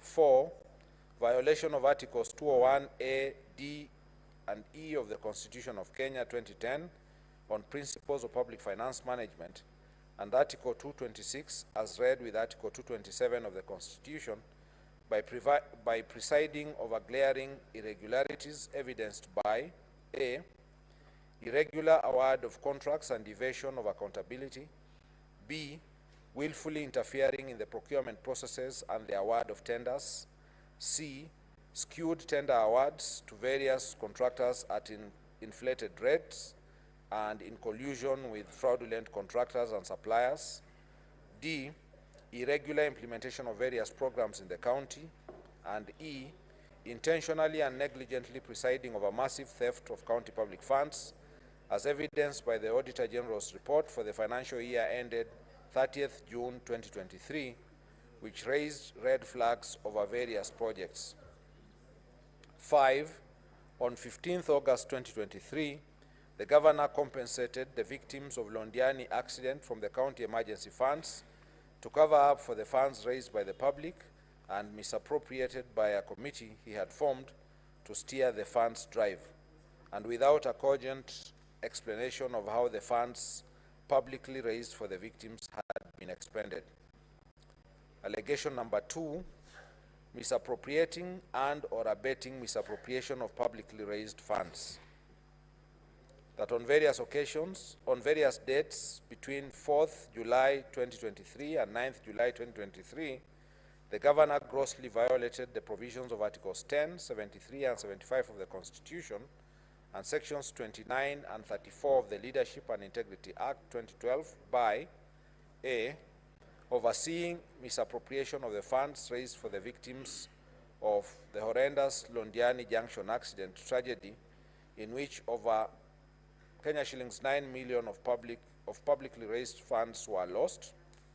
B. Reneging on his undertakings to implement the report of the County Assembly's ad hoc committee formed to probe the misappropriation of funds meant for the victims of the accident. There is evidence that the governor filed a suit and or supported a suit by those implicated in the report of the County Assembly's ad hoc committee in Kericho ELRC petition number E006 of 2023, Dr. Wesley Bor and 5 others versus the Governor, Kericho County Government and others, and Kericho ELRC petition number E014 of 2023, Victor Tum and others versus the Governor, Kericho County and others. C. Being personally and directly complicit in the flawed award of direct tenders for service providers during the fundraiser and the requiem mass of the victims of the accident. D. The county governor has, in this regard, committed numerous and various acts in the course of his duties that are contrary to and in violation of the Constitution and the laws of Kenya. These include: 1. The authenticity of various payments made cannot be confirmed. The fact that the exact amount of money expended from the sum collected during the fundraiser points to impropriety and suggests a clear fraud on those whom the funds ought to have benefited. 2. A total of Kenya shillings 13,682,660 was collected at the fundraiser. A sum of Kenya shillings 423,000 was purportedly expended as pastor's facilitation, transport refund, fuel preparation, lunches and refreshments, printing, publishing and radio announcements. Other payments that were approved from the fund were Kericho County Referral Hospital, Kenya shillings 2,037,524, Londiani Hospital, Kenya shillings 1,534,190, Supertix Limited, Kenya shillings 2,945,000, Supershine Limited, Kenya shillings 411,000, Raise Hospital, Kenya shillings 100,000, County Commissioner's Fuel, Kenya shillings 300,000, etc. 3. That when Kenyans from all walks of life voluntarily made contributions to aid the victims of the tragedy, it was never intended or anticipated that the funds would be misappropriated with the blessings of the governor, who had a higher calling to ensure the money is accounted for to the last coin and on whom the people bestowed their trust. 4. The governor has issued contradictory statements insofar as the use of the funds is concerned. The contradictory statements point to his being complicit in the matter. And 5, while the governor is on record indicating that the medical bills for all the victims would be waived and taken care of by the county government, it is not clear why money had to be paid out from the fund collected to various public hospitals against the express and unequivocal representations of the governor. E, by his acts of omission and commission, the governor has grossly violated the provisions of Article 75 of the Constitution, which demands that a state officer shall, whether in private or in public, behave in a manner that avoids conflict of interest between personal interests and public or official interests, or compromises public interest in favor of personal interests. F, by overseeing the misappropriation of the funds aimed at assisting the victims of the accident, the governor violated Article 73(2), which demands from from him selfless service based solely on public interest, demonstrated by honesty in the execution of his duties, accountability to the public for decisions and actions, and discipline and commitment in service. G, by allowing himself to be a master of doublespeak in such a grave matter that shook the conscience of the nation, the governor violated Article 73, 1A, Roman 2 and 3 of the Constitution, which demand that he at all times demonstrates respect to the people and brings honor and dignity to the office he holds. H, by allowing himself and senior officials close to him to benefit from the funds, the governor violated Article 76, 2B of the Constitution, which prohibits a state officer from accepting a benefit in circumstances that compromise the integrity of the state officer.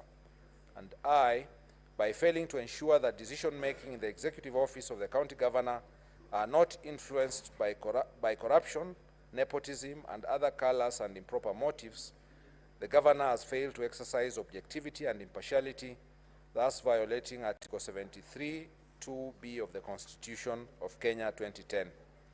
The Honorable Dr. Eric Kipkoech Mutai, how do you plead to ground 1, guilty or not guilty? Not guilty. Ground 2, abuse of office. The particulars of this ground are as follows. Allegation 1, illegal appointments, unlawful dismissals and transfers, and usurpation of the constitutional and statutory functions of county public service. That the governor has variously engaged in 1, gross misconduct, and 2, gross violations of Articles 10, 73, 75, 232, 235, and 236 of the Constitution. 3, gross violation of Section 17 of the Public Officer Ethics Act, Sections 55, 59, 59A, 60, 62, 63, 64, and 65 of the County Governments Act, Section 4 of the Public Appointments County Assemblies Approval Act 2017, and variously abused his office by A, illegally appointing 1 Mrs. Alice Bett, now a judge of the High Court, as the county attorney when there was a substantive office holder, an act which the Employment and Labor Relations Court, the Honorable Lady Justice Wasilwa, affirmed was irregular, unprocedural, and unlawful in the case of Sang versus Governor, Kericho County, and 2 others, petition number E001 of 2023. In that case, the governor was found by the court to be in gross violation of Article 73 and 232 of the Constitution, his actions found to be illegal and unconstitutional, and ordered to pay Kenya shillings 2 million and costs personally. The governor has therefore been already adjudged to be in gross violation of the law, and all the Assembly and the Senate are called upon to do is to remove him by impeachment. B, causing the advertisement of the positions of doctors, nurses, early childhood education teachers, just to endear himself politically when he knew the county government did not have the capacity to hire. The applicants were subsequently not shortlisted, nor the alleged vacancies filled up. C, illegally deploying health staff via notice dated 22nd of July 2024 without any justification, authority, and involvement of the County Service Board, thus creating a crisis in the health sector. And D, illegally appointing Mr. George Kipngeno Kirer as the Chief Officer for Finance and forwarding his name to the County Assembly for vetting and approval when there was a substantive office holder in the name of Ms. Jacqueline C. Langat, and the vacancy had not arisen. Allegation 2, subversion, discrediting, and impeding of the oversight role of the County Assembly. On 3rd September 2024, the governor engaged in gross misconduct and grossly violated the provisions of Articles 10, 73, 75, 174, and 185(3) of the Constitution, and abused his office by writing to the Speaker, purporting to direct the Speaker on, inter alia, the timelines the Speaker should give the chief officers were summoned by the Assembly for questioning in exercise of the Assembly's oversight mandate. The Honorable Dr. Eric Kipkoech Mutai, how do you plead to ground 2, guilty or not guilty? Not guilty. Ground 3, gross misconduct. Particulars of this ground are as follows: allegation, bullying, incitement, vilification, and indecent sexual conduct. On various occasions, the governor has repeatedly engaged in 1, gross misconduct, and 2, gross violation of the provisions of Article 10, 73, and 75 of the Constitution, and Sections 29 and 34 of the Leadership and Integrity Act by A, publicly vilifying the residents of Kericho County with divergent views. A case in point is a Mr. Marwa from Londiani, who, while attending an event in Londiani on 4th March 2024, the governor publicly disparaged, demeaned, and undermined, and even threatened to use the service of the police officer assigned to him to manhandle him.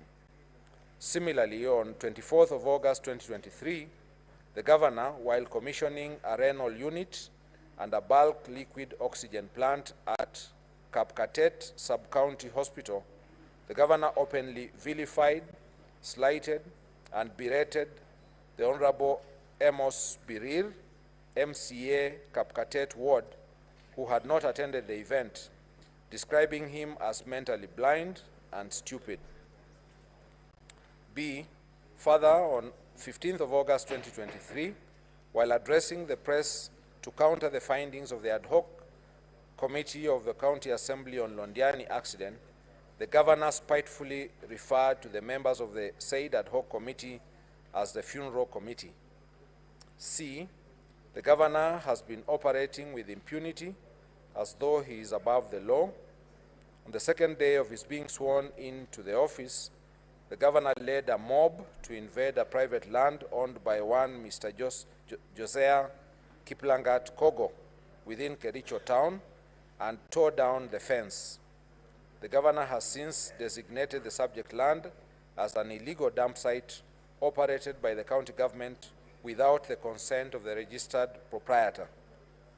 National Environment Management Authority, NEMA approval, gazettement by the county designating the parcel as a dump site, and in total disregard of a court order issued by the Environment and Land Court in the case of Kericho in ELC petition number E001 of 2022, Josiah Kiplangat Kogo versus County Government of Kericho.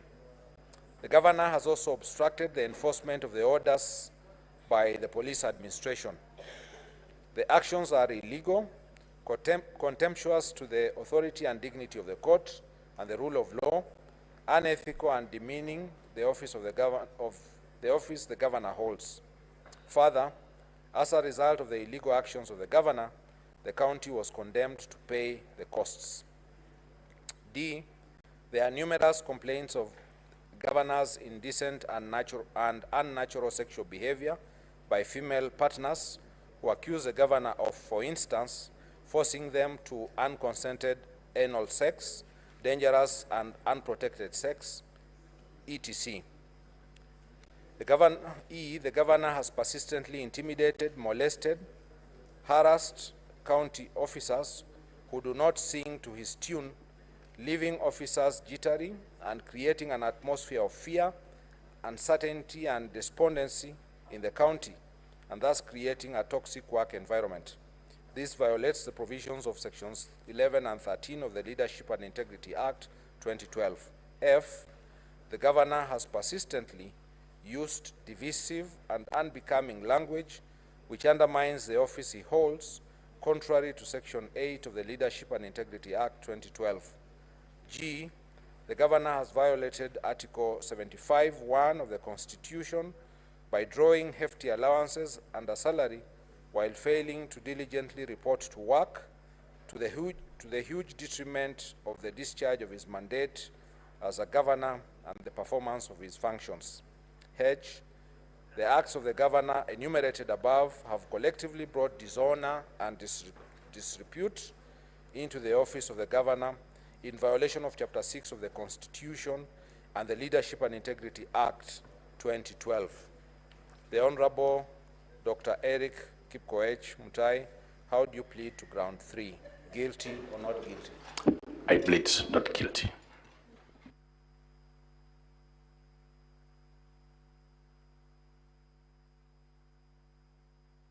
Thank you, Mr. Speaker.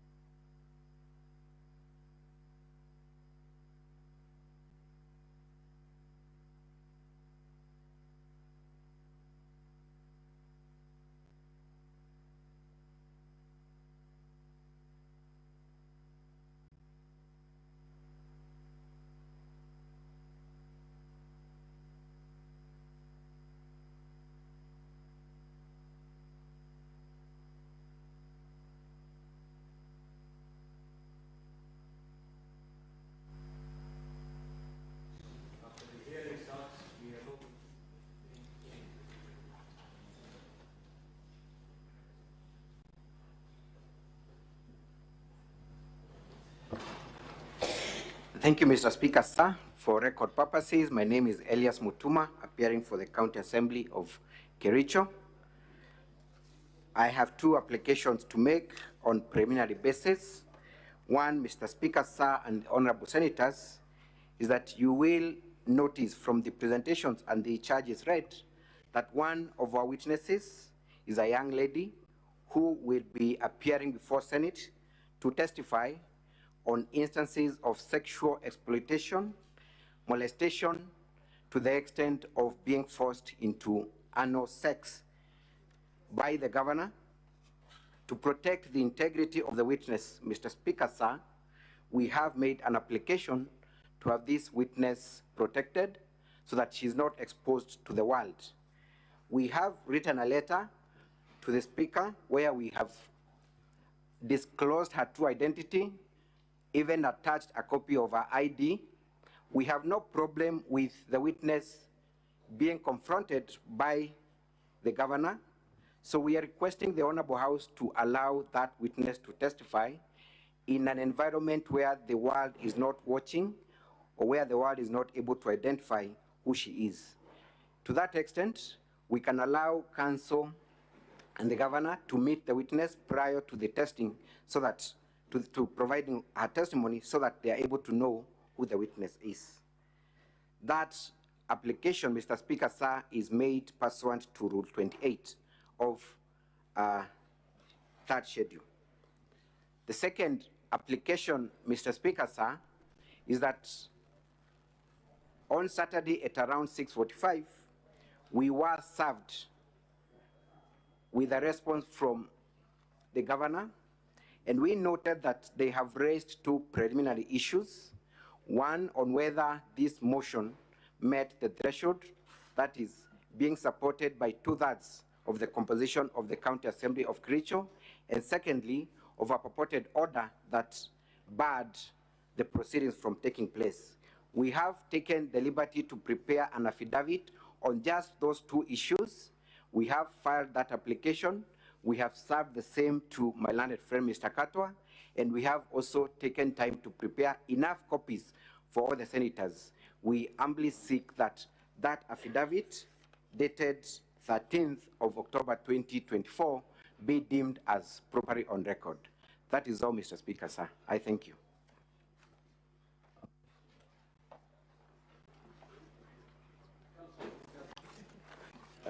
Thank you, Mr. Speaker, sir, and honorable senators. We would first of all want to take exception at the statement made by my colleague for the County Assembly, saying as if it's a statement of fact that there was any sexual excesses. That is an issue for the courts and probably for this Senate. and so we take exceptions at the attempt to make it as if it's a statement of fact.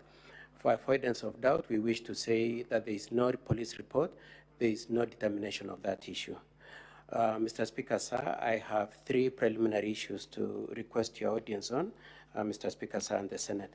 The first one, Mr. Speaker, sir, is that we did in fact file our documents and a flash disk on Saturday, the 12th.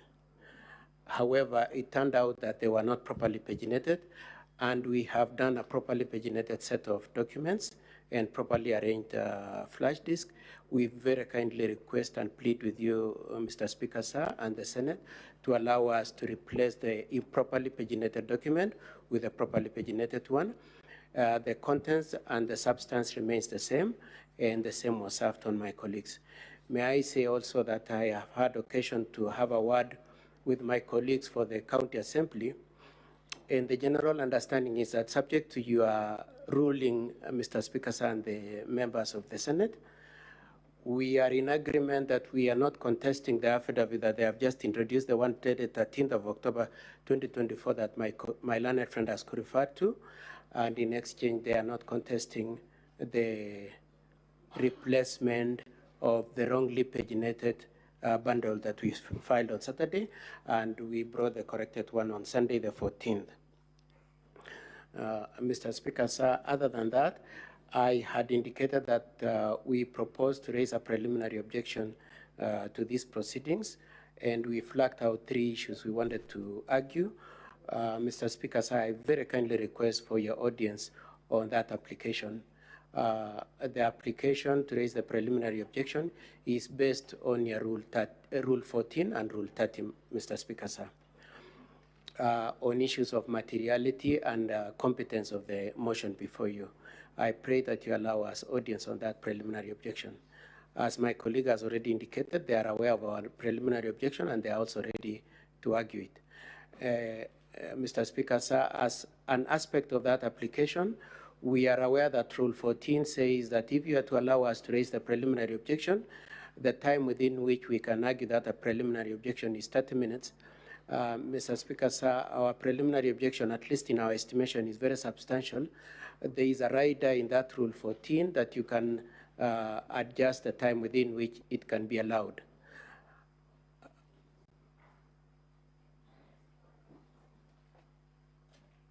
Mr. Speaker, sir, with that in mind, we would very much plead that you allow us 1 hour to raise the preliminary objection as opposed to the 30 minutes.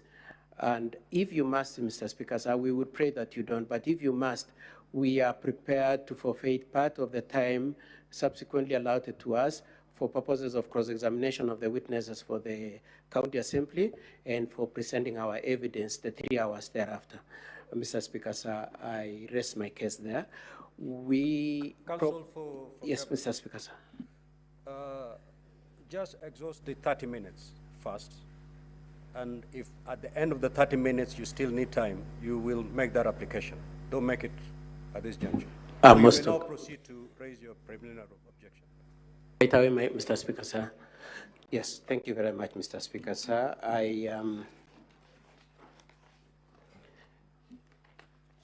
Mr. Speaker, sir, I trust you'll allow me audience on the issue of the protection of the witness when it comes to that. Mr. Speaker, sir, the preliminary objection we wish to raise are 3. The first one, Mr. Speaker, sir, is that we wish to draw the attention of this honorable plenary and the attention of you, Mr. Speaker, sir, that there is an order that was made on 3rd of October 2024 and which we served to this honorable Senate, both the Senate as an institution and the Speaker, and that order in itself had the effect of asking that the Senate should not discuss this impeachment until the court has expressed itself. Mr. Speaker, sir, in the face of that order which was duly served, we would very much pray that you consider standing down this impeachment until the court has entertained and determined that issue. Mr. Speaker, sir, the substance of that, we have availed the pagination of the case that is filed in Kericho. And Mr. Speaker, sir, we served you with both the petition and the application and the order. And for that reason, then, Mr. Speaker, sir, as a first preliminary issue, we pray for two things: that you do consider standing down this impeachment in the face of that order. And secondly, Mr. Speaker, sir, that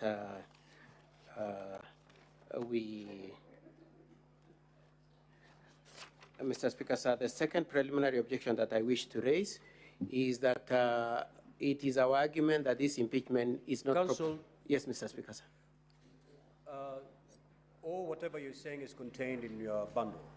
Yes, Mr. Speaker, If you sir. can help the senators by referring to the bundle and the pages. Yes, Mr. Speaker. So that you can flow with them.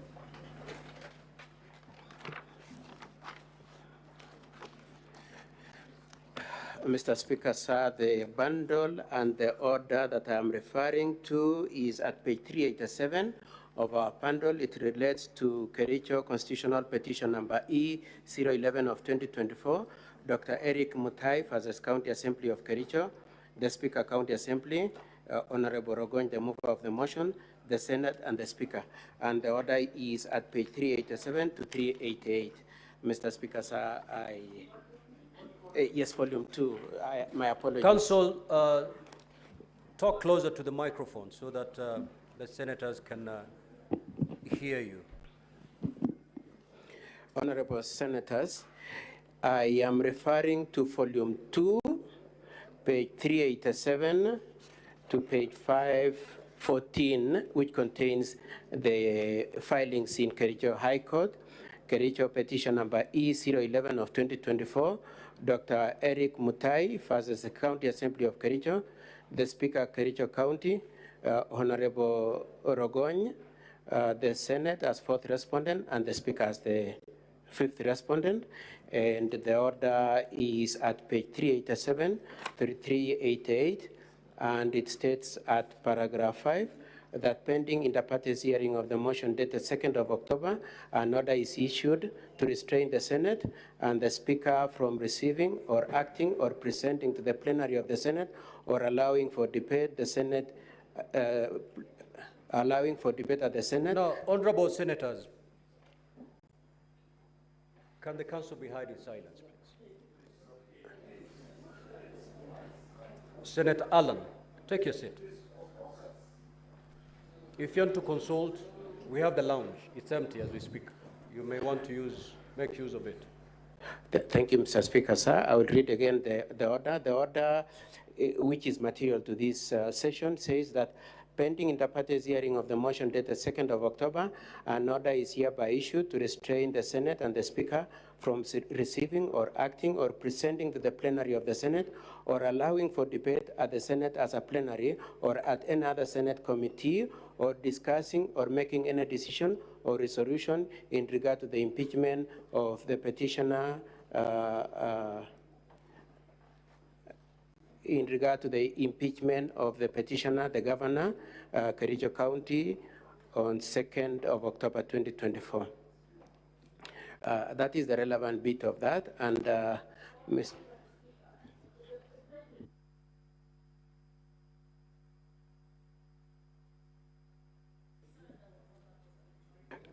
Mr. Speaker, sir. Yes, Counsel for Governor. Yes, may I explain?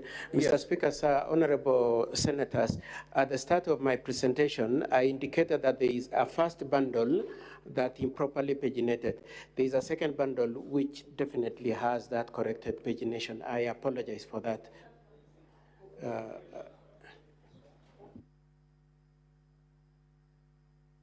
Just hold on, Counsel, until we confirm the position. That second bundle is like this.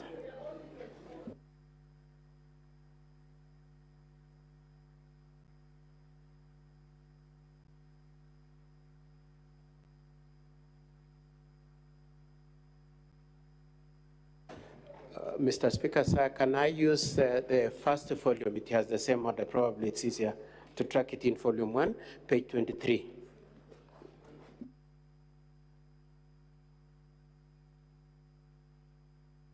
volume 1 is the smaller one.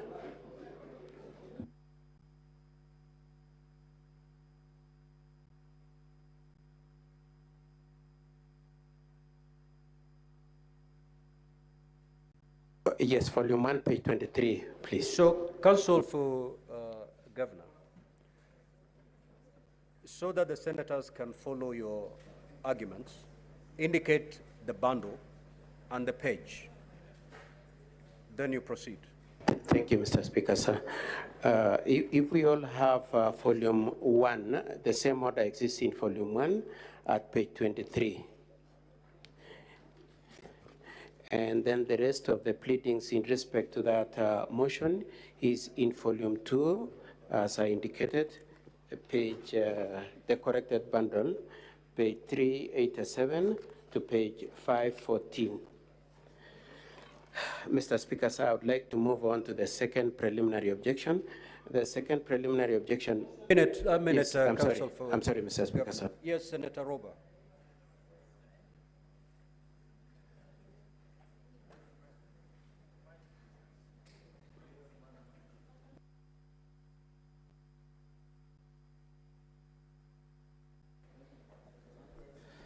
Thank you, Mr. Speaker. On both volumes, the pages being referred to are not there. In volume 1 and in volume 2, the pages being referred to is not there. And it seems that maybe some of us may have the right document, others don't have, and it's very difficult to follow. So it's important that we're all on the same page in terms of having the right documents before we proceed. Thank you.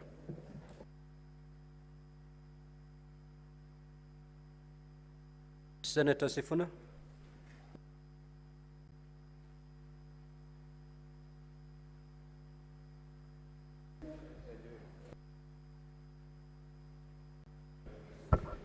Honorable Speaker, I must say that I'm extremely disappointed from the onset in terms of the sort of filing that has been done by the governor's team.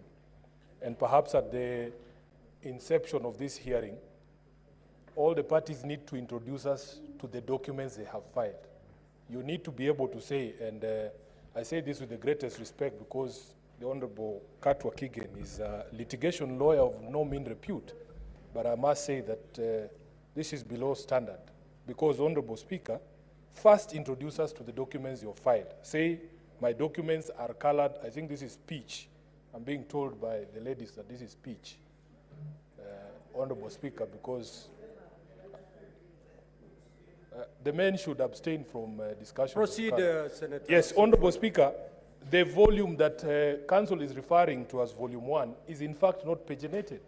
Perhaps what he needs to do, because he had indicated that he had filed a separate volume that was properly paginated, let us allow him to withdraw the documents that are not properly paginated and give us the volumes that are properly paginated, because this exercise is going to be extremely painful if we proceed in the manner that we are proceeding. Let each party introduce their documents. Let each party substitute documents that they believe they want to substitute so that we can proceed in a manner that is a bit easier, Honorable Speaker. Yes, Senator Mogene.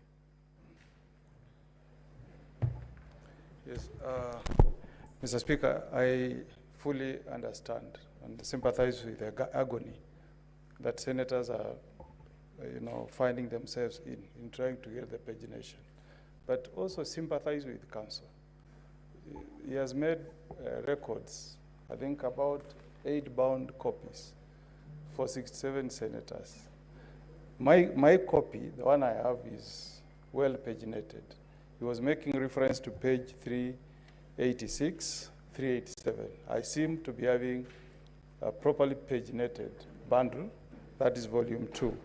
What my colleague, Senator Wambua has, as paginating that reads, if you go to it, maybe I can show it to the senators, it reads something like 375, 374, 375. It's not easy, it's not an easy task. I'll plead, Mr. Speaker, that those of us who have the right copies, it's very easy to make reference to the page. The ones that have a copy that has a problem, we just try to find the page. Mr. Speaker. Order, honorable senators. Mr. Speaker, as I've Can Senator Mugeni be held in silence? And we don't raise hands here, Yes. Senator Orwobo. You know what to do. Mr. Speaker, as I've said, it's not easy to prepare all these bound documents. Let us know the senators who don't have the right copies, because the one I have is well paginated. So the ones who don't have a bundle that is not well paginated can draw the attention of the clerk, then they can swap. Maybe council can supply another copy, because it seems some of us have well paginated document, others don't have. Okay, With your honorable permission, senators, Mr. so that Speaker. we make progress. Mr. Speaker, sir, can So that we make progress, council. Yes, can I identify the ones that are correctly paginated with the color so that we are kindly, Mr. Speaker, If sir. council, you would wait for my directions, good. So that we make progress and we carry all the senators along. First, what are your documents? Mr. Speaker, sir, my documents are volume 1. Introduce your document first. Yes, thank you, And Mr. as Speaker. you introduce your documents, honorable Yes. senators, confirm that you have that particular bundle. Thank you, Mr. Speaker, sir. Yes, proceed. The first volume is bound with a green cover, sorry, a blue cover. Mr. Speaker, sir, It's it bundle runs number. volume What is 1. the title of that bundle? It is titled Statement of Defense by Honorable Dr. Eric MUTAI to the Senate Impeachment Proceedings. Okay, stop it there. Now, honorable senators, do we have that particular bundle?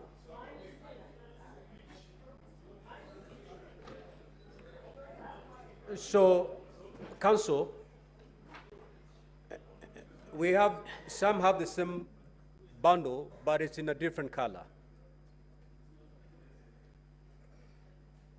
Mr. Speaker, sir, as I Counsel for the governor, you had done 10 minutes before the confusion on documentation arose, and therefore you have 20 minutes to conclude. Thank you, Mr. Speaker, sir. May I first of all thank you, honorable senators, for the accommodation you've extended to me. I appreciate the point made by Honorable Sifuna that I fell below what they have come to expect of me. My profuse apologies. Now, the second order I was referring to is found at page 22 in volume 1, and the effect of that order was that it stopped the county assembly from engaging in discussing and making any resolution on the impeachment. That notwithstanding, they proceeded to engage in discussing it and made the resolution, attendant to which it was forwarded to the Honorable Senate. It is our position that having acted in violation of the court order, the impeachment motion before you within the meaning of the rule of law should not have been forwarded. And the relevant part of that order is order number 5, in which the Senate was told that pending inter partes hearing, the motion dated 1st of October, interim conservatory orders are issued against the respondents jointly and severally, suspending and staying the debating, considering or acting upon the notice tabled on 23rd September 2024, and motion moved on 24th September 2024 for the removal of the applicant governor from office. Those are my first two preliminary objections. Mr. Speaker, sir, I would like to move on to the third preliminary objection, and the third preliminary objection is to the effect, Mr. Speaker, sir, that this motion before you does not meet the 2/3 threshold. Now, Mr. Speaker, sir, the absolute facts upon which I wish to raise that preliminary objection as number 1, Mr. Speaker, sir, I know I'm out of time, so I'll be as fast as possible. The first one, honorable senators, is that Kericho County has 47 members of county assembly. And, Honorable members, yes. so as we make progress, can we have silence? Please, proceed. Thank you, Mr. Speaker, sir. The Kericho County has 47 members of county assembly, 30 elected and 17 nominated. Mr. Speaker, sir, all of them are functional in the sense that there is no vacancy and there is no situation where there is any vacancy that is not occupied. Now, Section 33 of the County Governments Act requires that an impeachment motion must muster at least 2/3, and I put emphasis on the use of the word at least. Now, for County Assembly of Kericho, constituted of 47 MCAs, that the 2/3 is achieved when the vote comes to 31.3.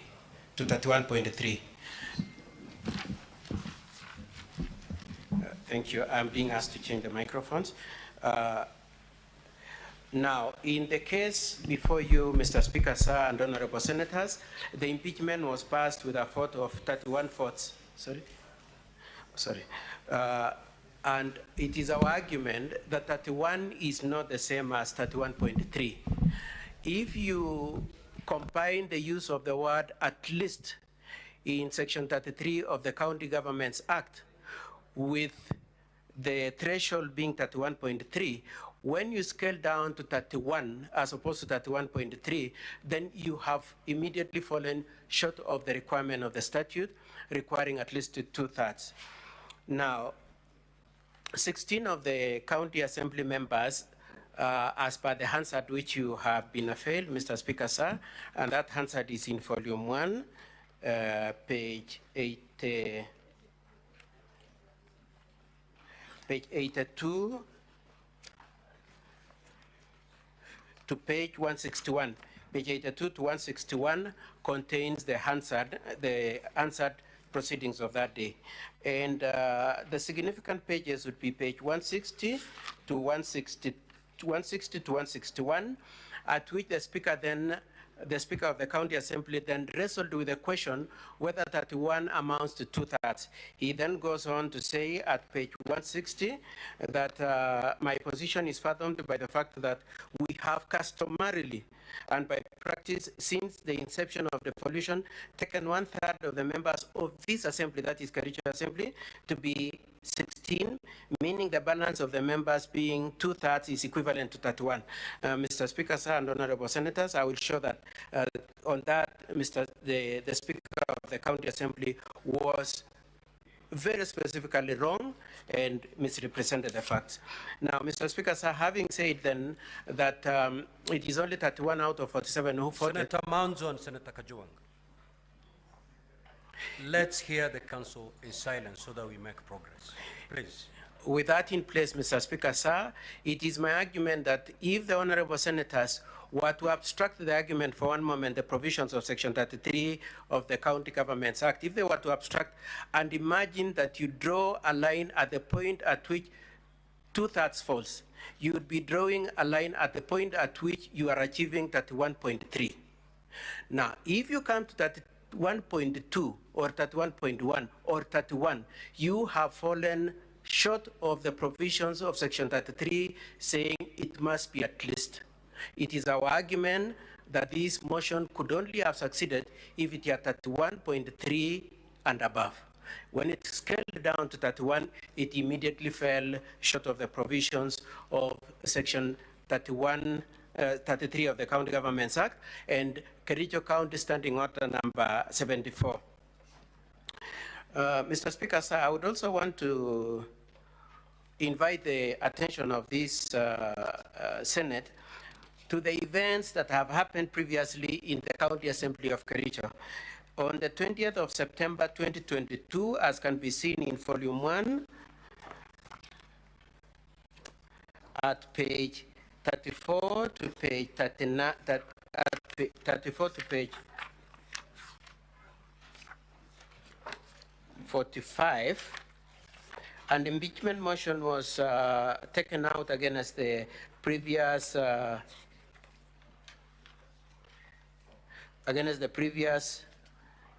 sitting governor, and more particularly at page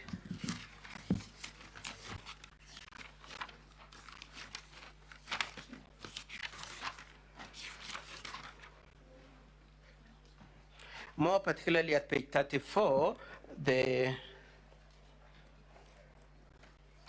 may I make a correction, Mr. Speaker, sir, and honorable senators? The impeachment is at page 34 to page 36, not 37, page 34 to 36. It will be noted that those impeachment proceedings of the honorable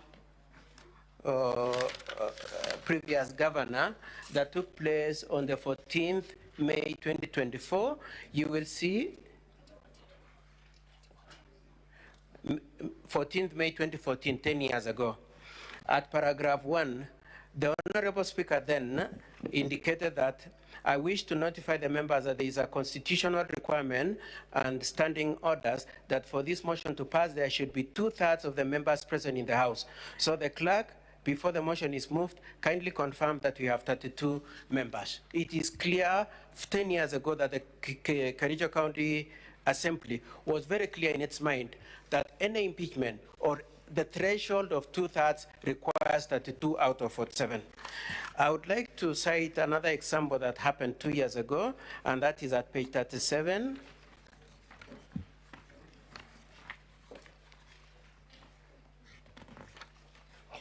And I have particular reference to what is contained at page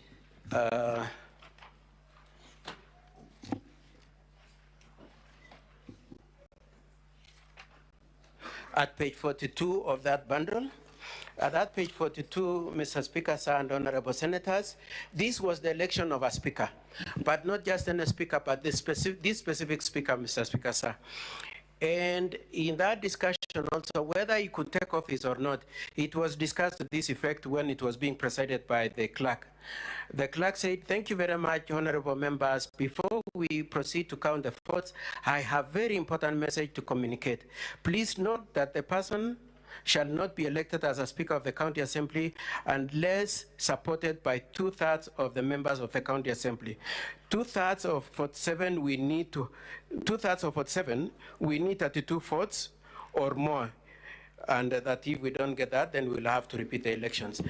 Mr. Speaker, sir, I would like also to play the audio upon which this specific speaker, who presided over these proceedings, was elected, and which reflects that 32 votes. I request your IT department to play video number 2.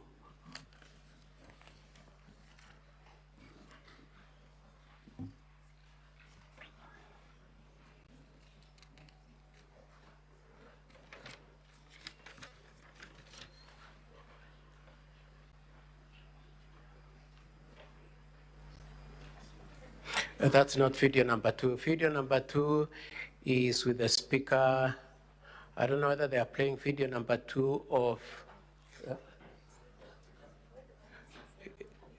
Yeah, it is a video where the clerk is presiding over the process of elections, and it is the video submitted by the governor as opposed to the video submitted by the county assembly. Video number 2, please.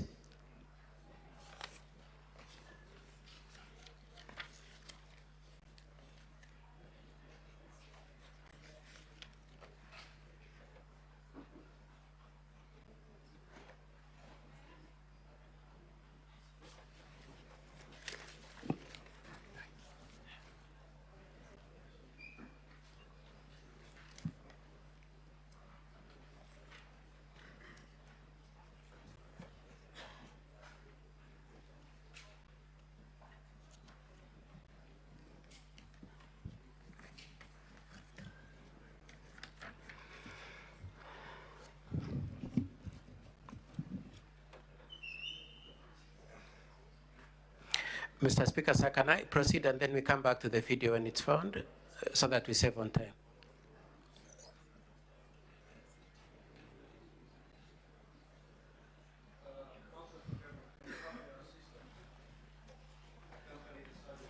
Yes, yes, Mr. Speaker, sir.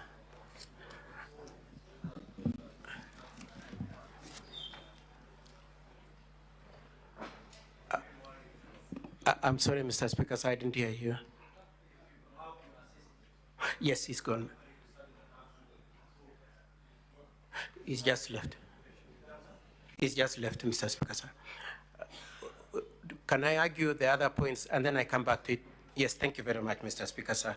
So apart from relying on those two instances, the 2014 criteria by Kericho County government, determining that 32 is the required threshold to meet 2/3 for purposes of the impeachment of the predecessor of Honorable Dr. Eric MUTAI. Apart from that, and apart from the criteria also applied when the current speaker who approved of this motion also said that it was also decided that 32 MCS required to vote in support to amount to 2/3. I wish to make reference also, Mr. Speaker, sir, to the events of the National Assembly. Mr. Speaker, sir, your colleague, the Honorable matter from the County Assembly.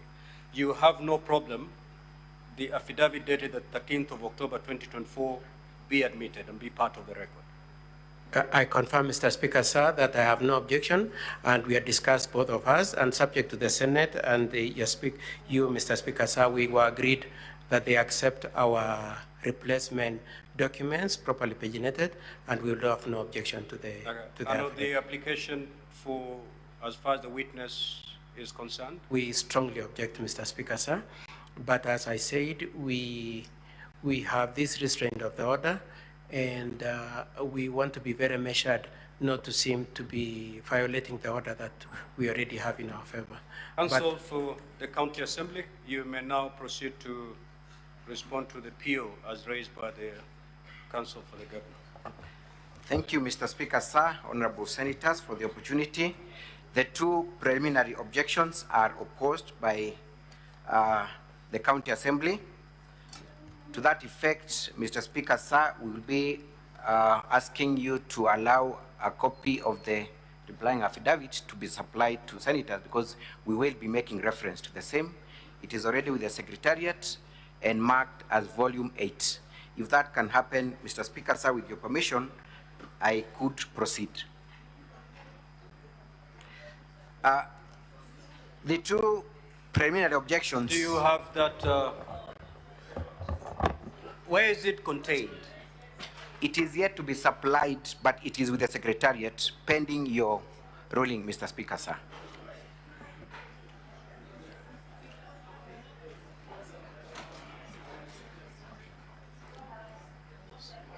So we can have that done.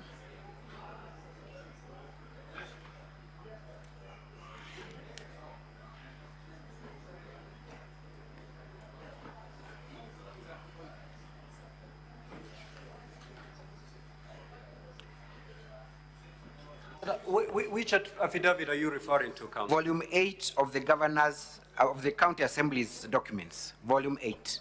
Are you referring to the affidavit of 13th of October 2024? Yes, indeed, Mr. Speaker, sir.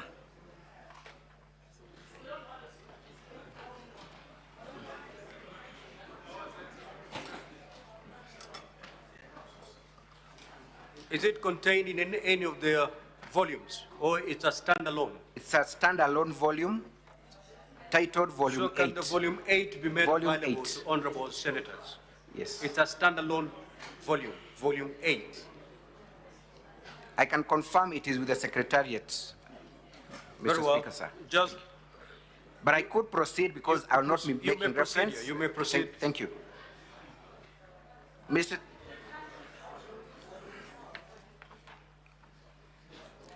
Proceed, Counsel. We object to the two POs on the ground that the very nature of a PO, Mr. Speaker, sir, and honorable senators, is that it has to be on a pure question of law.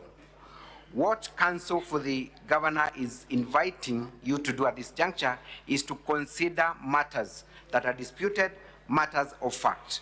It is settled law that if an issue is contested, if an issue is in dispute, that can only be determined by way of evidence. When you look at the issue of existence or non-existence of the court orders, the County Assembly has strongly opposed that line of argument and has brought evidence to show that there were not court orders. In fact, the County Assembly is arguing that those court orders are either forged or a manipulation of the judiciary system. That evidence can only be tested if we bring a witness before you to be able to clarify on that issue. That cannot be done by just submissions from the bar. On the issue of whether the motion met the threshold, the 2/3 rule, Again, Mr. Speaker, sir, you will note that this is an issue that has been contested. We will be producing evidence before you to indicate indeed that that threshold was met. How then, honorable senators, are you able to make a determination without listening to the evidence, without looking at the materials that both parties are relying on? We submit that the only way to do that is to allow this matter to proceed on merit. Then you can question the validity of a certain fact by cross-examination, by examination in chief, and by questioning the witnesses that will be relying, or rather seeking to produce those particular evidences. I note that Council has sought to rely on Rule 14 and 30 of your rules here to make an assertion that the decision on the two POs lies with the Speaker. We beg to differ, Mr. Speaker, sir, on the following reasons. One is that today the Senate sits not as a legislative house, but a quasi-judicial body. So any decision to be made must be made in your capacity as a quasi-judicial body.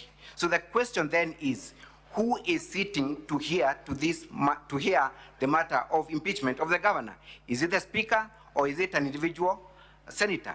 My submission is that it is the House that is seeking to listen and give a determination on the question of the impeachment of a governor.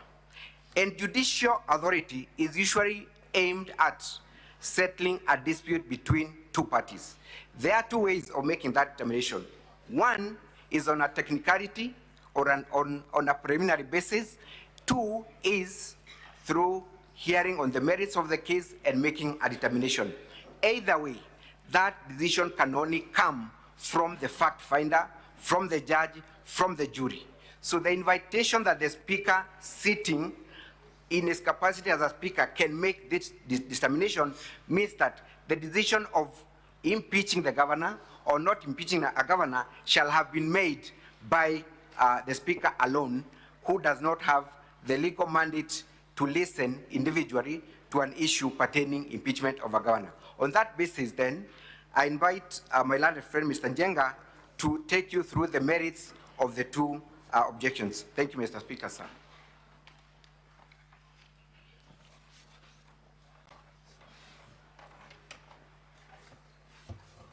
Mr. Speaker, honorable members, I'll go straight to the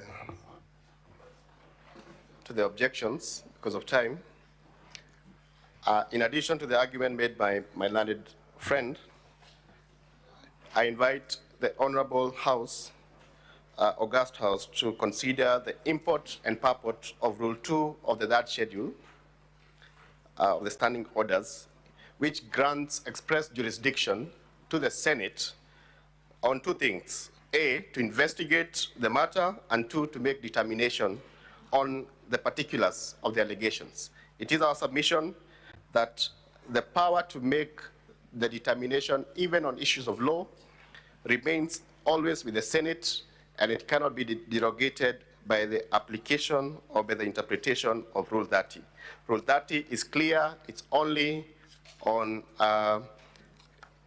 admission, competence, and any other issue regarding evidence, but not the competence of the entire motion. I proceed to respond on the question of the court orders that have been referred to by counsel. In making this response, I refer entirely to volume 8, that is the reply in affidavit of the County Assembly. I'll urge 3 quick points on that because of time, so that I can allow my colleague to refer to the last limb of the PO. First, we refer you to paragraph 8 to 13 of that reply in affidavit that speaks to the validity of the orders. The County Assembly position is that those orders are invalid. Those orders cannot be validated in the manner that is provided for by the judiciary. They cannot be validated from the judiciary CTS portal. Once you interrogate them against the practice directions of the High Court and all courts that we have already supplied a copy of, then you'll find that there is no means to verify as a house whether those orders indeed issued from the court. And that will find the particulars at paragraph 13.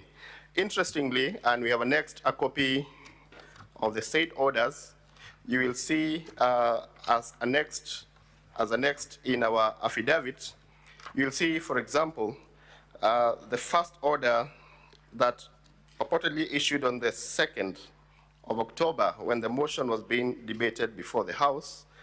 The parties to that order were the County Assembly and the Speaker of the County Assembly. But it appears that the orders mutated a day after without any reference to the procedure allowed and known to all of us as provided for under Rule 18 of the Mutunga Rules as to how you can amend a petition and amend a motion before the House. So they mutated on the 3rd of October to thereafter bring the Senate and the Speaker of the Senate as parties to the order. How did they mutate? How was Senate and the Speaker brought to the same matter within a day without its participation? You will see that we have referred to the screenshots that made the County Assembly aware of these orders. These orders, the County Assembly has taken the position that it was not served with those orders, and that is paragraph 9 of the reply in affidavit. That's an issue of fact that shall require strict proof. We have not been led to any affidavit of service by counsel as to indicate whether those orders were served. It is straight law that an order that has not been served is inoperative for all intents and purposes, including these proceedings. The orders appear to have been, and I'm referring to page 8 of this volume. If you look at the timestamp on top, they appear to have been circulated as early as 11:50 a.m. But when you go to the CTS portal of the judiciary, the application that yielded these orders was filed at 12:10. So we have a situation, honorable members, where an order issued before even the application was filed. That is for the Senate to consider, and we have escalated that matter as an issue of investigation before the JSC, Judicial Service Commission. We have annexed a letter, a very comprehensive letter, that I do not wish to reiterate its contents on before this House. Secondly, as I finish, without prejudice to those arguments, we have argued, and I want to make reference to paragraph 19 of the reply in affidavit. We have argued on the import of these orders.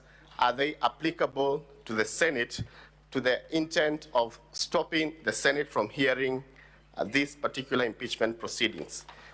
We have referred to the decision by the Supreme Court in the Justice Kariuki Mate matter. This decision is annexed for the benefit of Senate. It's a decision that I had the pleasure of arguing in the Supreme Court together with Senator Professor Ojenda, who is seated here, where the Supreme Court was quite explicit that a court cannot restrain a constitutional organ that is operating within its time-bound constitutional limits. And that I refer to the holding of the Supreme Court at paragraph 11, which you'll find at page 20 of the volume. The import of that holding to this House is that the two orders referred to by counsel for the county governor cannot serve or cannot have the effect of stopping the proceedings before this House. And finally, as I sit down, this Senate has already taken a position in that matter. I will do nothing more than refer the Senate to page 59. Page 59, this will be the last document I refer to because of time. Yes, I'm actually yielding the floor to my colleague. Page 59 is a position taken by the Senate in these proceedings, in this matter. And the Senate has said, by way of a preliminary objection, that we are not bound by that order. It has told the High Court in no uncertain terms that we are not bound by that order to the extent that it does not comply with the settled jurisprudence by the Supreme Court, which has been followed with approval by the Court of Appeal in the Mwangaza case and in many other cases, including decisions of the Senate, specifically in the Sonko matter and also in the Wambora 2 matter, which decisions are within the House. I yield the floor to my colleague to urge the issue of the threshold, the number threshold. Thank you.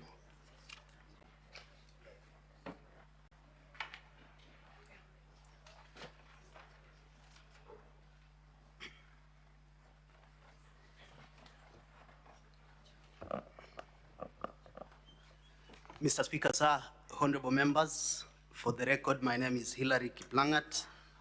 I will address the third preliminary objection, which is the question of whether the threshold of 2/3 required by Section 33 of the County Governments Act was met in the impeachment of Governor Honorable Eric MUTAI.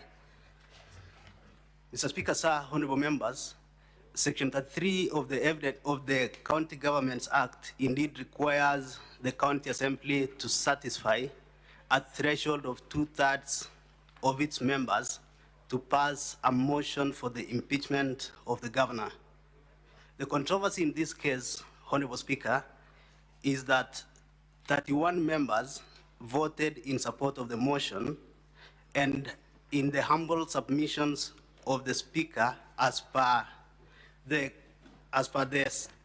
Hansard of that day, that constituted 2/3 of the members of the County Assembly. Mr. Speaker, sir, in his ruling, the Speaker of the County Assembly, in page 131 of volume 1 of our documents, allowed himself to be guided by a decision of the High Court, and that is the case of Michael Justin Ngaduda versus the County Assembly of Tana River and 4 others.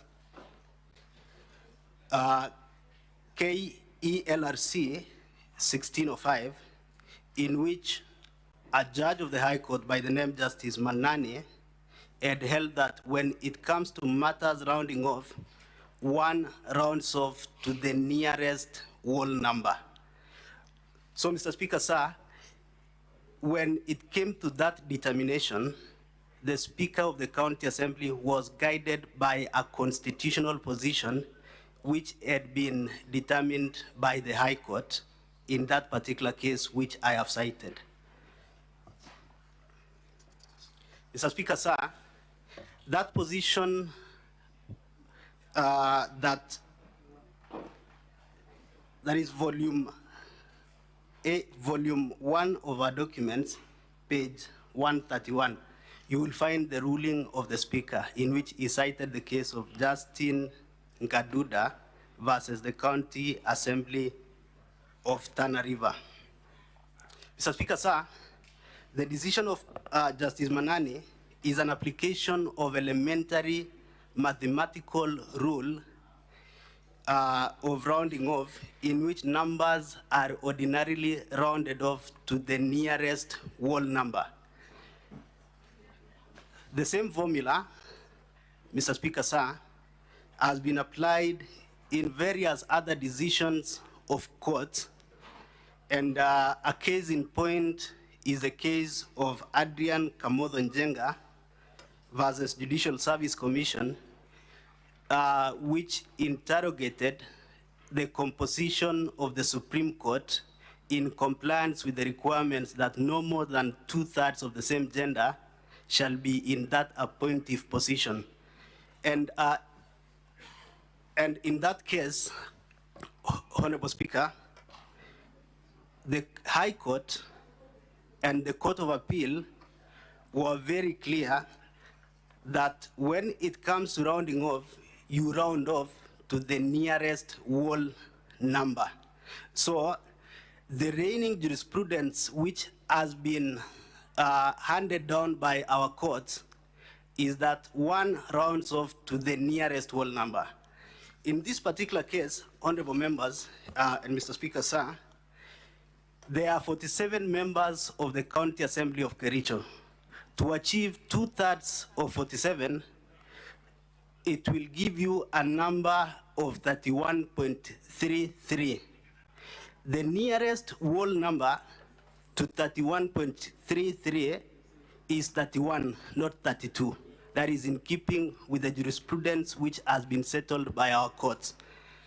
Suffice to note, honorable member, This is not the ordinary preliminary objection that we've been dealt with before. It's a preliminary objection that is of a fundamental nature.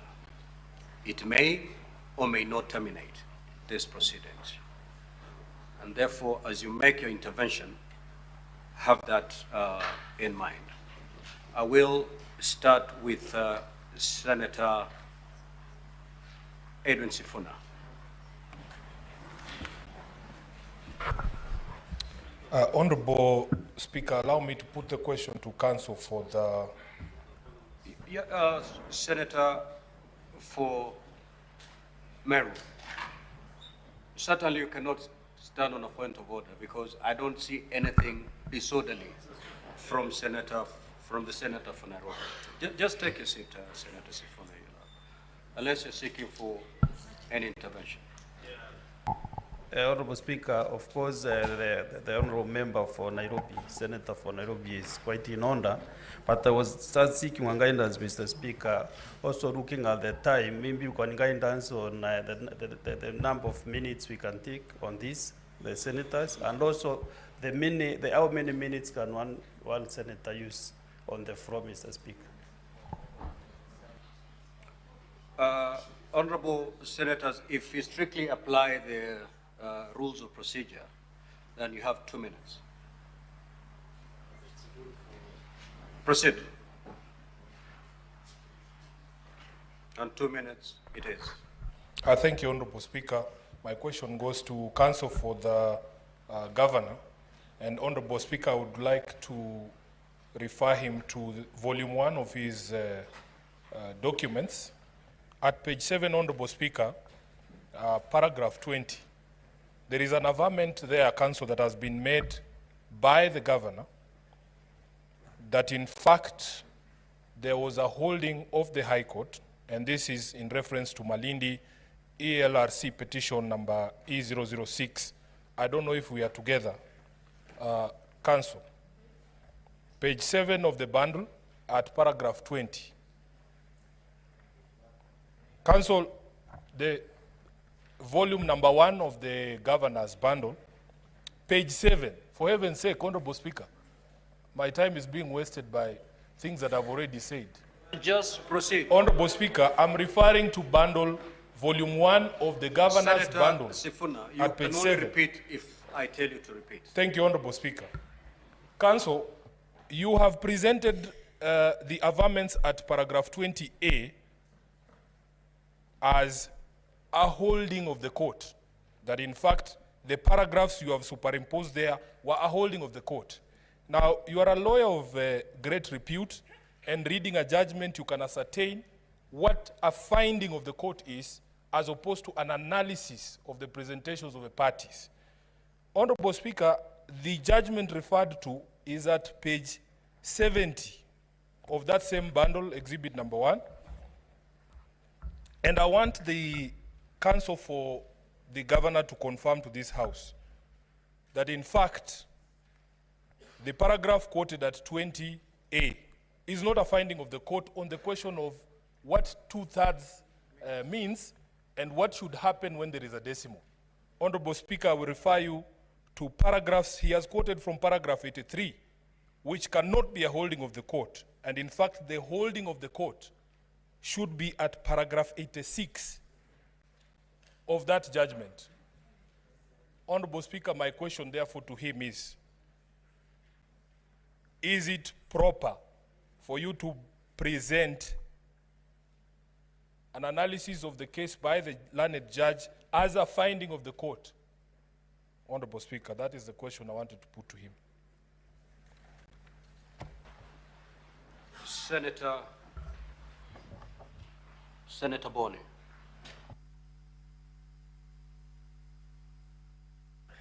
Thank you, Mr. Speaker. Mr. Speaker, my comment on this will be limited on what I beg that the House adopts to help this country. This is a very serious matter, and Mr. Speaker, it is already on record that no court can injunct Parliament. So the first PO should collapse. A decision has already been made. My second comment, Mr. Speaker, is on the question of numbers. Kanzo Mutuma, what would you like the governor to prove? It is a scientific fact that 47 divided by 2/3 is 31.3. As you guys say in law, res ipsa loquitur. It proves by itself. What do you want him to prove? It is not possible for a human being, Mr. Speaker, to be a fraction. I want, Mr. Speaker, to urge the Council that because you also have a responsibility to grow the philosophy of impeachments, let us agree that on this one, let us give it to the governor. We give him the fact that a fraction of a human being does not exist. Next time, come with full numbers and we would listen to you. Finally, Mutuma, because you're very experienced in this process, listen to what the Speaker of the National Assembly said about the same thing. The County Assembly of Nyamira said about the same thing. The County Assembly of Kericho about numbers during elections. They have said the same thing. So why do you invite us to disagree with all of them? So as to please you or to allow the proper jurisprudence? Senator Ledama.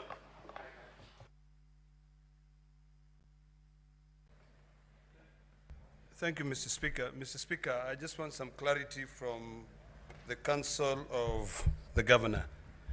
The Council for the Assembly has presented facts that this matter had already been determined by a court.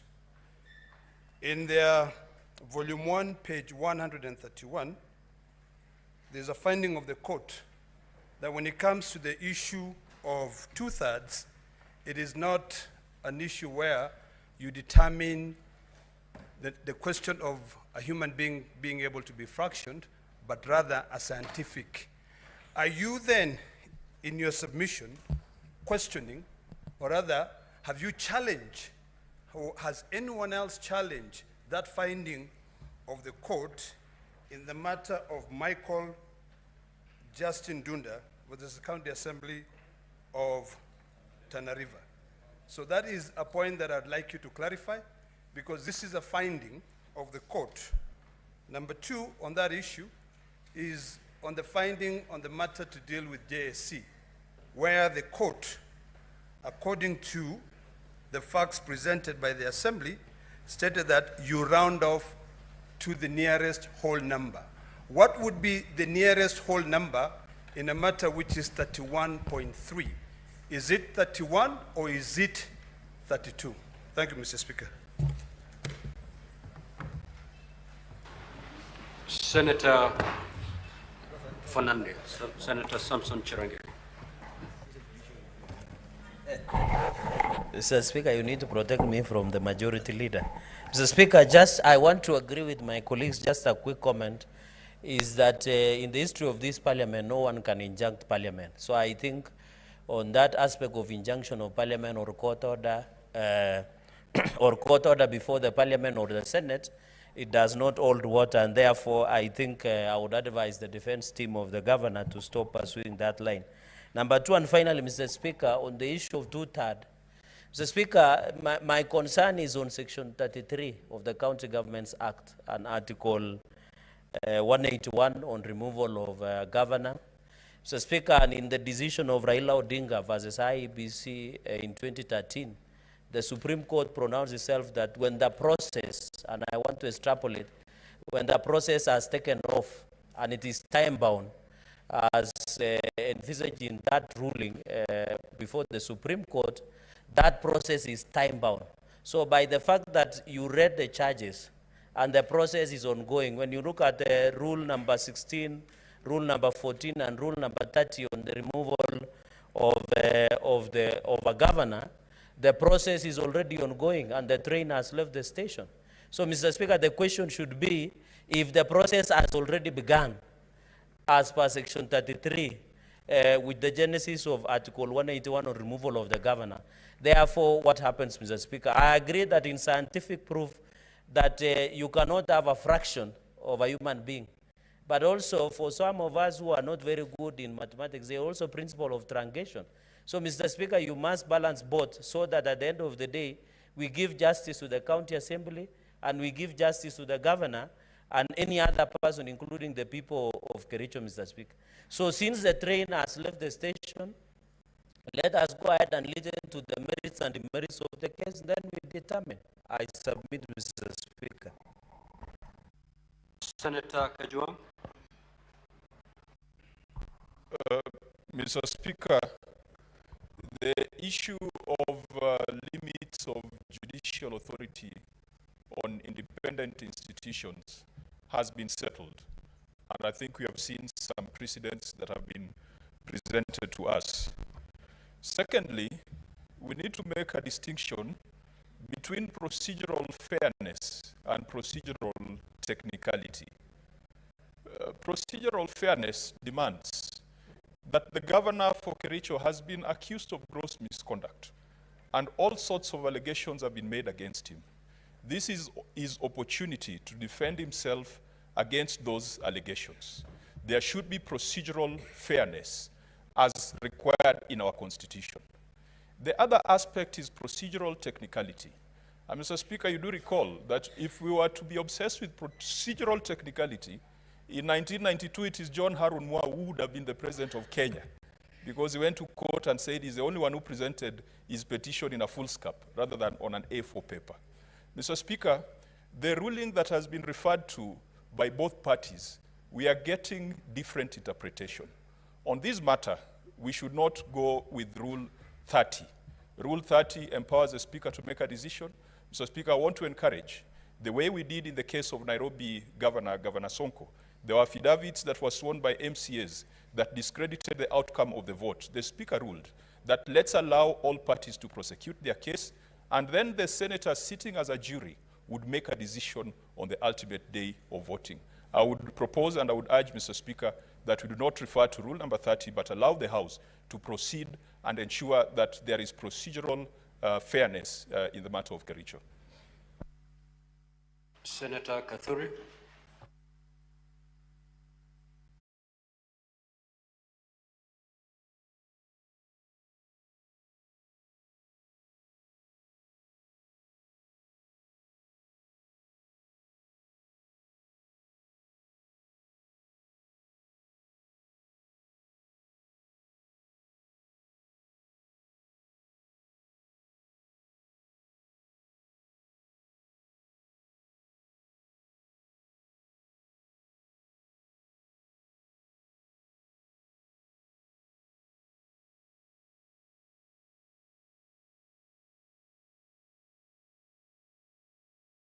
Mr. Speaker, that just as we do in legislation, let us make a determination on this PO. If it comes to voting, let it be the case, Mr. Speaker. But on your own motion, Mr. Speaker, in the interest of justice for the people of Kericho, allow us to listen to this case and eventually make a determination one way or the other. I thank you. Senator Mogeni.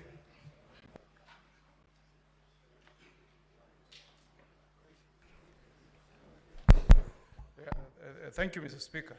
Mr. Speaker, what I heard my classmate, Keegan Katwa, say is to invite you to invoke Standing Order number 30 to make a final determination on this impeachment.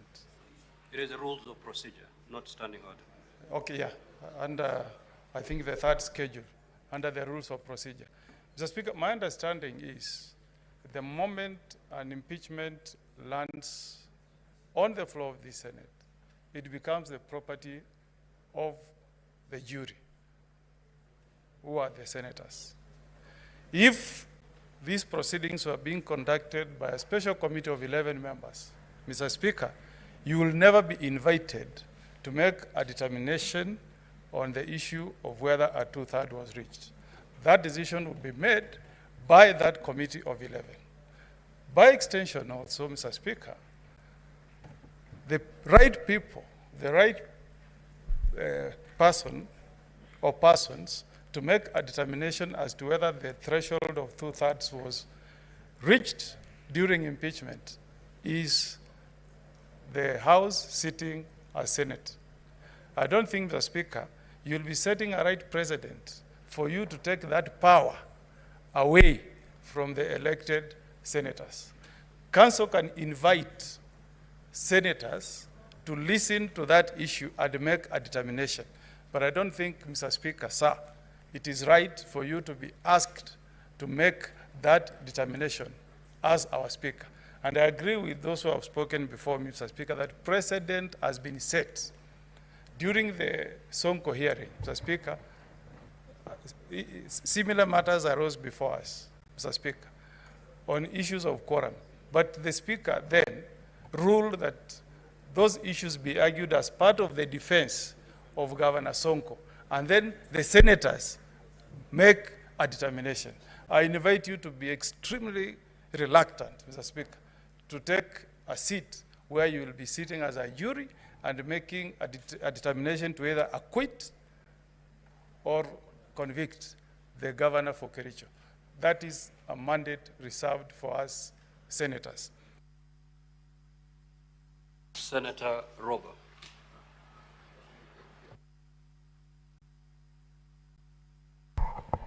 Thank you very much, Mr. Speaker. Listening to both sides, there's an alleged evidence by court ruling that has been shared by the Council for the Governor, but there is citation of court rulings shared by the Council for the County Assembly. Mr. Speaker, sir, as shared by my colleagues, there is a question of common practice globally, and the issue that deals with the issue of fraction. And then there is the law. And the matter before us is not an easy matter that can be prosecuted by making a simple decision of, for example, what you have been requested in the preliminary objection to make, that of maybe, in the words of the Council for the Governor, to, on the basis of just the argument of the threshold, determine that there is no case to be heard by this Senate.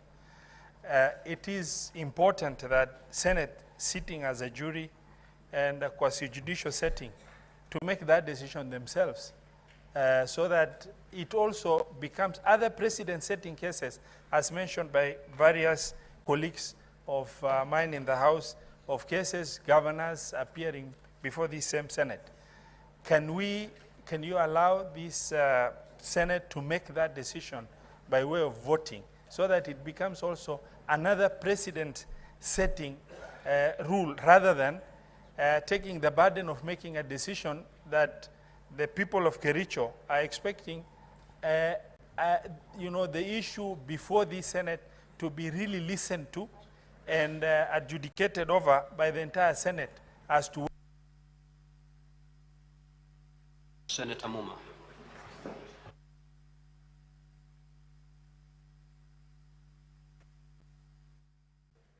Thank you, Honorable Speaker, for giving me an opportunity to contribute to this. Honorable Speaker, I wish to support sentiments by previous speakers, but wish to point out a very important issue when it comes to the PO on the threshold. Mr. Speaker, I want to point out that in the past, when the threshold has been about gender, the math to surround it, to round off to below the figure has sufficed. An example, a point to demonstrate this is the very county assembly of Kericho. So I wish to call upon our colleagues to take note that the Kericho County Assembly has 47 members, only 16 are women. So even as you make a decision, depending on what decision you make, we may have to nominate one more. I also wish to point out that on in the bundle of evidence by the governor's team, that they indicate that the speaker was appointed by 31 votes to 16. It is something you need to take note of. And thirdly, to take note of that the Supreme Court of Kenya was not nullified, the first Supreme Court, on the basis of the 2/3 gender rule.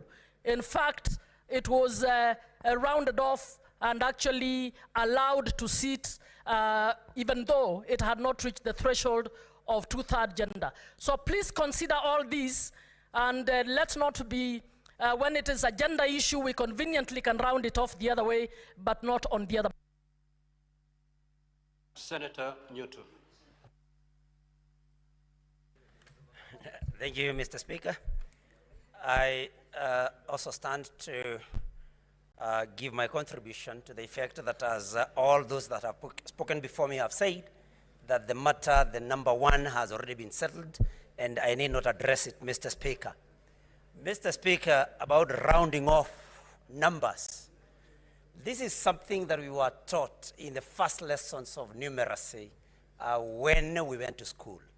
And it is obvious, Mr. Speaker, unless our teachers were very wrong, that we round off to the nearest number. And so, Mr. Speaker, 31.3 can only be rounded off to 31.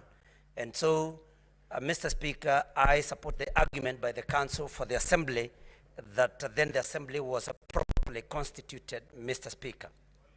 Mr. Speaker, I would want to ask this House not to be invited to an exercise of splitting hairs.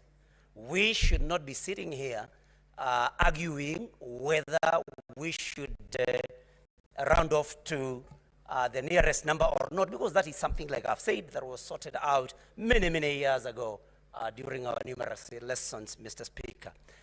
Mr. Speaker, the issue of validity of the court orders that were issued and that have been cited by the Council for the Governor, Mr. Speaker, the validity has been questioned. And I do not know what then should be done before you make a ruling. But, Mr. Speaker, this matter is before the Senate. And like those that have spoken before me have said, it is only this House that can determine whether we are going to admit these preliminary objections and not you, Mr. Speaker. And so I may want to ask you that you may rule that at the end of it, that we may vote on this matter so that we as senators, the members of this jury, may decide whether, by a vote, whether this matter should proceed or not. Mr. Speaker, please don't allow yourself to be the one making this decision, because if it were a committee, like Senator Mogeni has said, Mr. Speaker, you would not be sitting there. This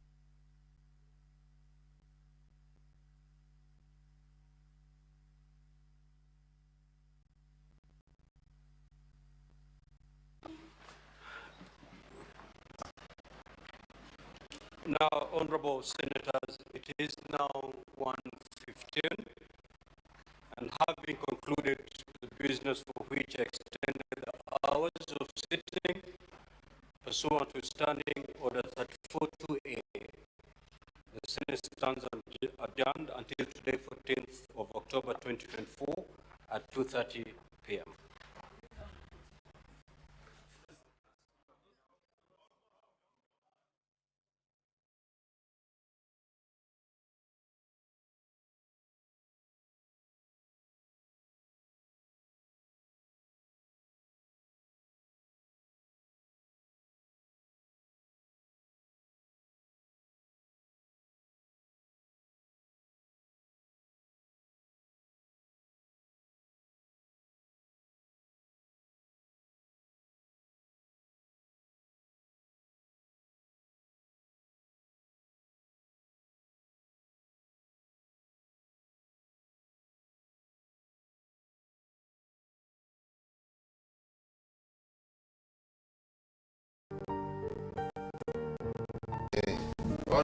Sawa.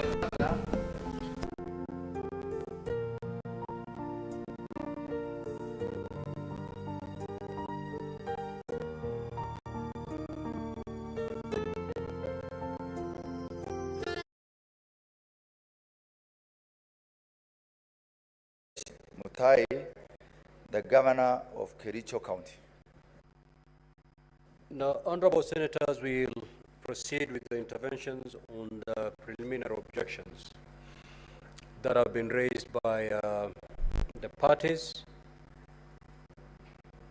Senator Professor Tom Ojienda.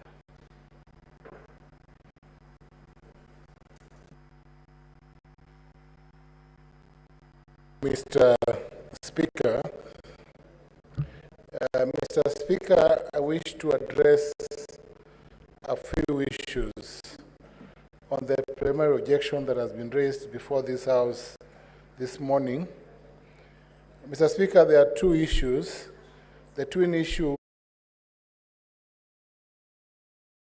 proceedings and whether or not the proceedings before the Assembly, Mr. Speaker, under Article 181 and Section 33 of the County Government Act, my Lord, Mr. Speaker, are a continuum. In law, Mr. Speaker, the process that defines the commencement of impeachment proceedings, Mr. Speaker, and it is instructive by impeachment of the Kericho County Governor, Dr. Eric Kipkoech MUTAI.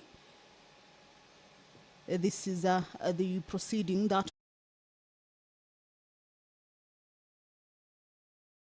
to you by the Parliamentary Broadcasting Unit in partnership with the Kenya Broadcasting Corporation. Good afternoon, a warm welcome to you. My name is Kamche Menza. Now, you will recall that the proceedings for this particular special sitting began this morning, and during the morning sitting, the Senate held its pre-meeting in a closed session. It was then followed by introductions by the members of the County Assembly with its legal team, as well as the introductions by the Governor of Kericho County, of course, with its legal team. And the charges that the Governor is facing were read to him. The Governor is facing 3 allegations, all of them totaling to 5 allegations. And this morning, those charges were read to him by the clerk of the Senate, being part of the processes that are followed in the procedure for removal or proposed removal from office of a governor. And those charges were read to him. And we also had opening statements on behalf of the County Assembly. On the part of the Governor, who was represented by his legal team, there was the presentation of new documents that the senators did not have or had not been presented with, and they were furnished with those documents. There was an issue that was raised, that was an objection that was raised, that even as the House is sitting this afternoon, as it is reconvening for the continuation of these proceedings, the Speaker will have to give guidance on the procedure for consideration and determination of any preliminary objections that were raised. In this case, you will remember that there was the issue of the 2/3 from the County Assembly, with the legal team from the Governor indicating that the County Assembly has a total of 47 members of County Assembly, 30 elected and 17 nominated. And during the impeachment process that took place at the County Assembly, that perhaps the threshold may have not been reached, owing to the fact that the 2/3 had a fraction, making the number 31.3. And that was an issue that the Speaker is expected to give guidance on. That is the Speaker of the Senate, Honorable Amason Jeffa Kingi, already making his way into the chambers. Allow me to hand you over to this live broadcast that is brought to you by the Parliamentary Broadcasting Unit in partnership with KBC. Good afternoon. Na tuombe. Ewe Mwenyezi Mungu, tukusihi ututazame kwa neema nyingi na baraka sisi watumishi wako ambao umeridhika kutuita kwa nyadhifa za uongozi katika jamhuri hii yetu. Tukuomba utujalie tuyatende na kufikia mambo yote yatakayofikishwa mbele yetu kwa njia ya haki na uaminifu, ili kustawisha amani, ufanisi na heri ya nchi yetu na wale ambao haja zao umezikabidhi mikononi mwetu. Amen.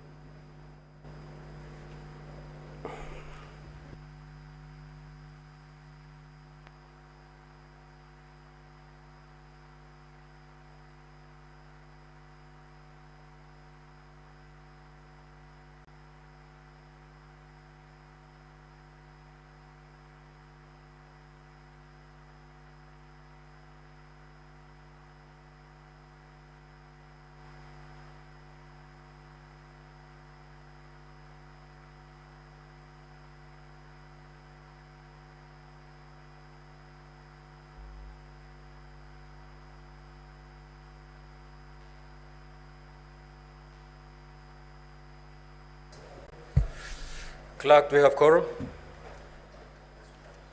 All right, proceed to call the first order, please. Order number 1, communication from the chair. Order number 2, hearing and determination on the proposed removal from office by impeachment of Honorable Dr. Eric Kipkoech MUTAI, the Governor of Kericho County. Now, honorable senators, will proceed with the interventions on the preliminary objections that have been raised by the parties. Senator Professor Tom Ojenda.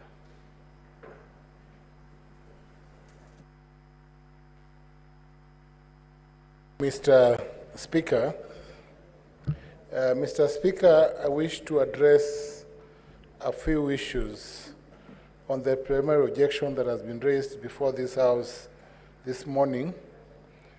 Mr. Speaker, there are two issues. The twin issues, one, Mr. Speaker, touch on the propriety of these proceedings and whether or not the proceedings before the Assembly, Mr. Speaker, under Article 181 and Section 33 of the County Government Act, my Lord, Mr. Speaker, are a continuum. In law, Mr. Speaker, the process that defines the commencement of impeachment proceedings, Mr. Speaker, and it is instructive to note, has now been settled in terms of what constitutes a process. And Mr. Speaker, the Majority Leader, Senator Aaron Cheriot, has referred to two decisions that have informed prior impeachments in this House: the impeachment of Ferdinand Waititu and the impeachment of the then Governor of Nairobi, Mike Sonko. Both, Mr. Speaker, were my clients at some point. I've therefore had the advantage of litigating on impeachment. But, Mr. Speaker, I will proceed to the first objection. Mr. Speaker, the proceedings of this House are cushioned from any other processes. And, Mr. Speaker— Order, Senator Tabitha. The proceedings of this House are cushioned from any other processes. When this court sits to hear impeachment proceedings, we sit as a court. And, Mr. Speaker, because all the issues will be canvassed here, what was raised by the counsel for the governor as preliminary objections do not strictly in law qualify as preliminary objections, because the House has been asked to look at various exhibits and to see various videos. That is the province of evidence, Mr. Speaker.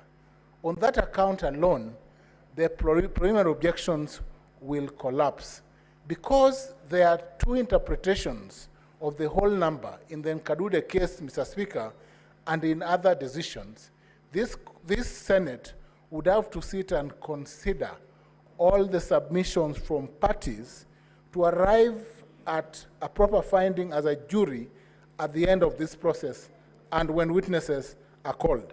The magical number, Mr. Speaker, of 31 and 32, 31.3, that the whip Kalwale was referring to as res ipsa loquitur, Mr. Speaker, is not quite res ipsa loquitur.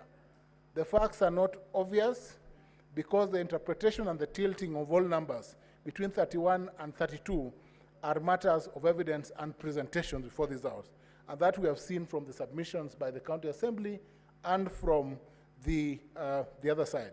Mr. Speaker, I've had the advantage, and I must say this, of litigating the question of continuum in the Wambora case, the case of Marete, Kauma, and Honorable Nyaga Wambora, which was civil Supreme Court petition number 32 of 2014, where the court, in summary, in dealing with Hassan Joe, Said Shabal, and other decisions, my Lord, Raila Odinga, and in citing the National Assembly Privileges and Immunities Act, Section 12, my Lord, Mr. Speaker, insulate this House from any contempt proceedings, number one. But number two, Mr. Speaker, it also insulates this House and other institutions from any claim of interference by other institutions. The Supreme Court, Mr. Speaker, in that matter, defining the independence of institutions as a primacy that must be considered, and the Supreme Court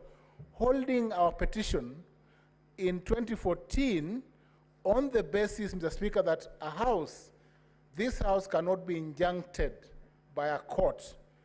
The orders issued by Judge Sergon, Mr. Speaker, cannot therefore stop the proceedings of this House. Mr. Speaker, just 1 minute. Mr. Speaker, just to note that a dark cloud hangs over the head of the governor, over the allegations that have been made. What other place would the governor have to clear the allegations made against him other than in this House? I think this is the opportunity for the governor and for the county assembly and the people of Kericho to know whether or not the governor is guilty or innocent of the wrongdoings that have been leveled against him. Mr. Speaker, allow this Senate to make a decision on this matter by going through a substantive hearing of all these allegations. Thank you, Mr. Speaker. Senator Murango. Asante sana mstahiki Spika. Na kwanza ni kushukuru kwa sababu ya kusikiza ombi la kiongozi wa wengi, kiongozi Cheriot, kuwa na wakilishi wandi hapa aweze kusikiza kwa sababu mimi pia nilikuwa mwakilishi wandi. Na ni vizuri pia waone kwa sababu kesho watakuwa watu na mimi watakuwa hapa pia. Mstahiki Spika, katika kanuni zetu za kundumu ambayo nyongeza ya 3 ambayo inapeana masharti ya utaratibu wa kusikiliza na kuamua mashtaka ya kumondoa gavana mamlakani. Katika kanuni ya kundumu 80 tukienda katika 12 inasema hiyo masharti yote ambayo imepeanwa ikizingatiwa, gavana atasikizwa na ushahidi utakapoanza utaendelea hadi seneti itakapohitimisha kusikiliza swala hilo. Mstahiki Spika, tushaanza kusikiliza jambo hili na kanuni zetu za kudumu zinasema ya kwamba inapoanza tunafaa kwenda mpaka mwisho. Kwa hivyo nadhani seneti kwa saa hii haiwezi kuangalia namba ilikuwa namna gani. Tutaangalia makosa ambayo italetwa hapa, tutasikiza pande zote mbili. Halafu mwishowe tutakuja sasa kuamua tutakapokuwa tumesikiza kila kitu. Kwa hivyo kwa mahali utatuelekeza Mstahiki Spika, nadhani ni vizuri maseneto wapewe nafasi kuamua jambo hilo, kwa sababu kulingana venye nimesikiliza kesi kulingana na wakili wa gavana ni kusema kwamba wanakualika kufanya uamuzi. Lakini sidhani kwamba uamuzi unaweza fanyiwa na spika peke yake katika muda huu, lakini maseneto wote wanafaa kuja wasikize halafu waweze kuamua. Asante Mstahiki Spika. Senator Osotsi.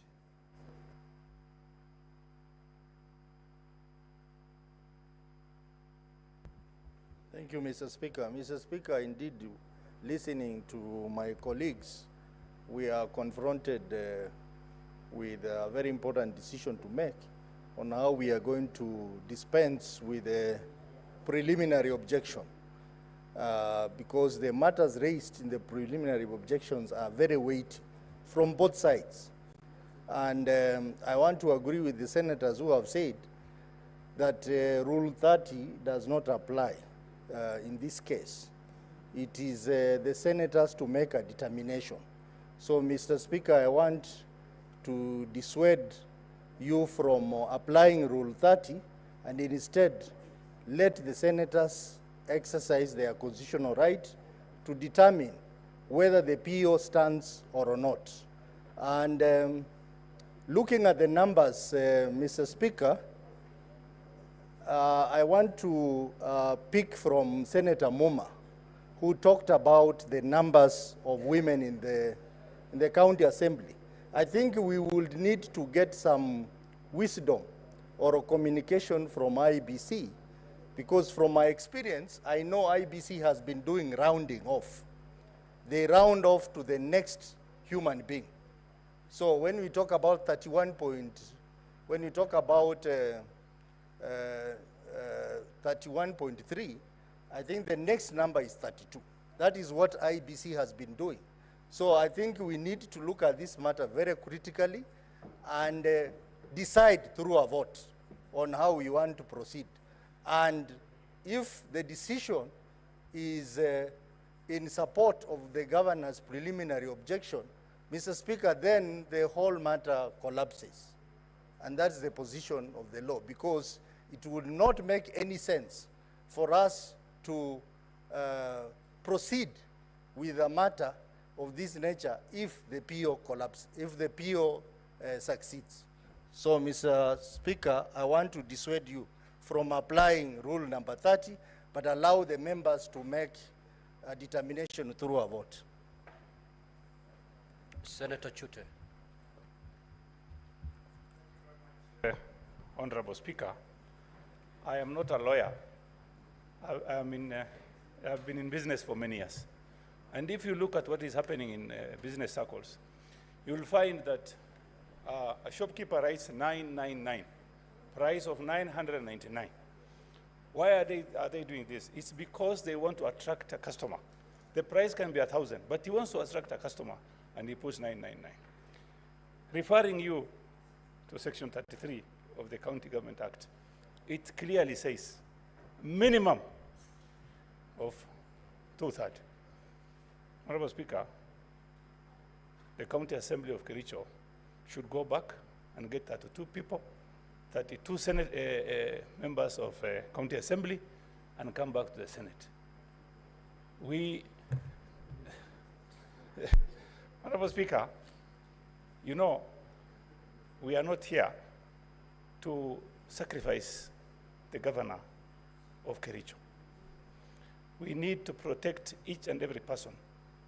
If that person was brought here in a way that the Constitution has made it very clear that anything that is less than 2/3 is not acceptable. So, Honorable Speaker, 31 is not 32. 31 is 31. If they can bring the governor here with 32 votes, I'll say yes, that's acceptable. So let them do their homework vizuri and come back with 32 votes, and that is how we'll prosecute this case. Thank you very much. Senator Majayo. Minority Leader.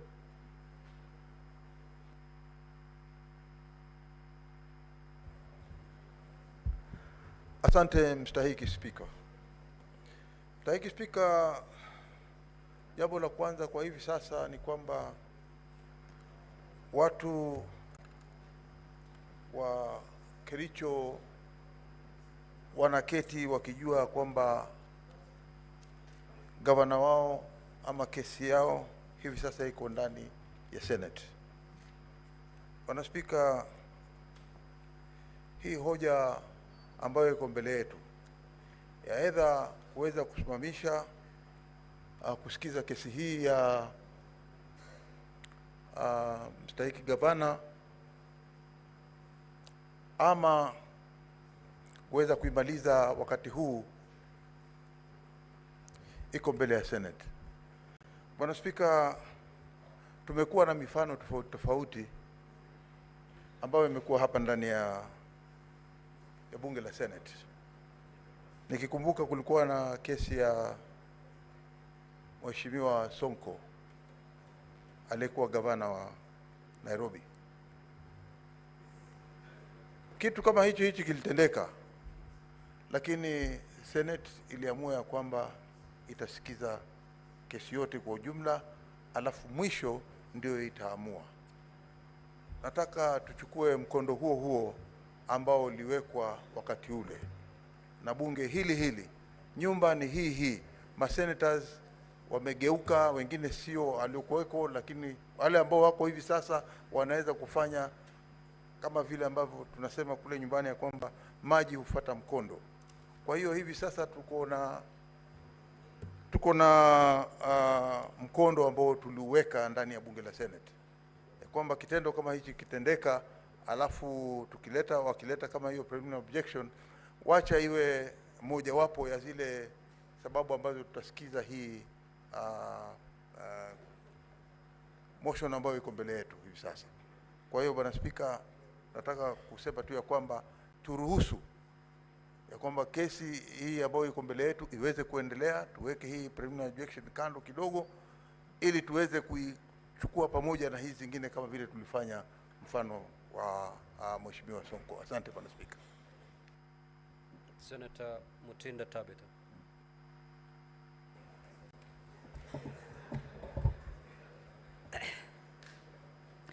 Thank you, Mr. Speaker, and I want to agree with colleagues on the point that Parliament is independent and so cannot be injected. That one we all do agree. Mr. Speaker, the discussion on table in-house today is the arithmetic discussion. An arithmetic discussion of 31.3. Mr. Speaker, 31.3, as a student of mathematics, less 47 is 15.7. At this point, Mr. Speaker, does it mean that 15.7 MCAs of Kericho did not vote on this motion of impeachment, but then 31.3 did vote? Mr. Speaker, it's very clear we cannot have an arithmetic in terms of a human being. And it's so very clear, Mr. Speaker, that 31 MCAs did vote to impeach the governor, and 16 did not vote, which equivalents that number to 47. A very straightforward situation, Mr. Speaker. If 23 senators vote to impeach a governor, 23 vote not to impeach, and 1 abstains, then the governor is not impeached. What is clear, Mr. Speaker, is that the decision on this PO is a decision by the senators. Even when we shall be voting for the next big assignment on Thursday, Mr. Speaker, 2/3 is equivalent to 44.6. The required number is not 44, but 45. In the event... Senator Nduati. Senator Nduati. Veronica.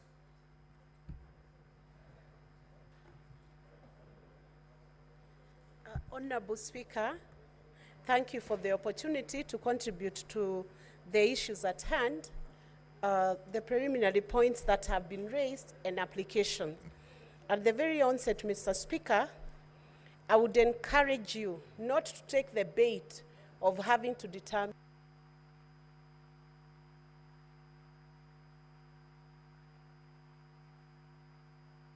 what happened. Is your time up? No. I've not even spoken for 20 seconds. Proceed then. Mr. Speaker, I was saying that I would persuade you not to take the bait of having to determine these preliminary points or applications. For 2 reasons, Mr. Speaker. They raise such fundamental and weighty points of law, Mr. Speaker, and some have, of course, raised issues of fact, whether service was effected or not effected. Mr. Speaker, if you were to determine these issues, it would bring to a determination of the entire impeachment proceeding. That means you would have abrogated yourself the function of what the Senate is supposed to be doing. Consequently, you should bring these points to a vote by the House, Mr. Speaker, and by the honorable members of Senate. 2, Mr. Speaker, there was an application on the issue of a protection of a witness, a key witness in these proceedings, Mr. Speaker. It's my very considered opinion, Mr. Speaker, that that protection should be afforded to a witness who feels vulnerable, Mr. Speaker, because of the nature of the offenses that have been brought forth, Mr. Speaker. But while giving that protection to this witness, Mr. Speaker, there must be a balance as to how that protection is given. For instance, Mr. Speaker, and if you are guided by the Witness Protection Act, Mr. Speaker, we could take off the proceedings from camera with respect to that witness, but ensure that senators have an opportunity, Mr. Speaker, to hear the kind of allegations so that you balance between the witness not being hidden away from the accused governor, Mr. Speaker, and the senators who are supposed to be judges, but you also ensure that the witness is not exposed to an extent that reputational damage would appear or would occur, Mr. Speaker, in the event that the evidence she's adducing is true, and whether that evidence is true or not will be determined after the witness has been heard. So we should balance the two, Mr. Speaker, but ensure that the witness is protected because of the nature of the offenses, Mr. Speaker. With those remarks, Mr. Speaker, I would urge you to allow the senators to vote on this. I will not. Senator Munyahaji Faki.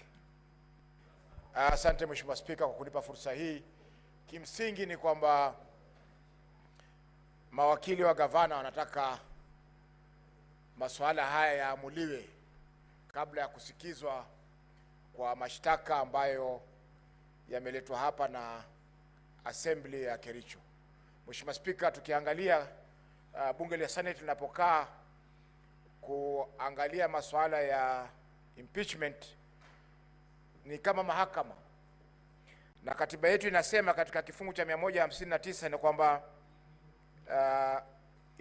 mahakama zinapokaa haki iamuliwe bila ya kuzingatia masuala magumu ya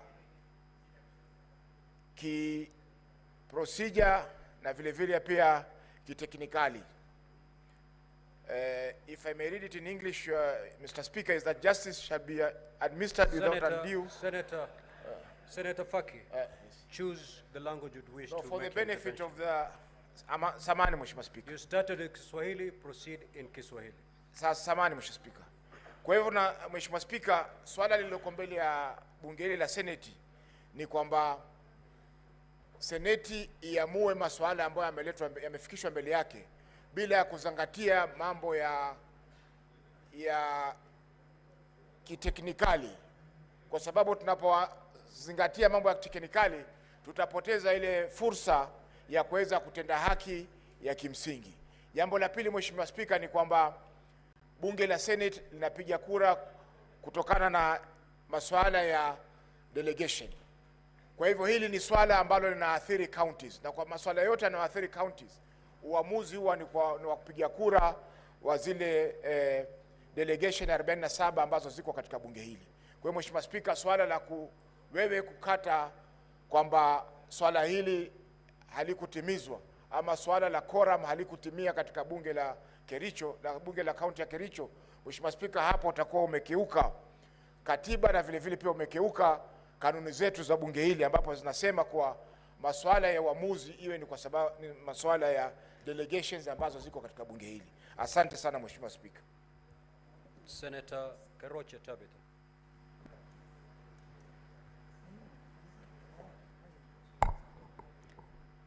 Thank you, Mr. Speaker, sir, for giving me also the opportunity. And it's true, I agree with my other senators, there is an issue when it comes to the law, that is section 33 of County Government Acts, to really verify and know whether the numbers that the MCAs that approved this motion, whether they met the threshold. But I'm lucky because I happen to have continued with my maths, where you reach a point where maths and science go together. So when it comes now to 31.3, the science math says there is no half person, so it should have been 32. The 0.3 is always becomes a whole person, which it should be 32. But now the other big question is, if this motion is returned back to the county assembly, how sure are we that it will not come back within a week?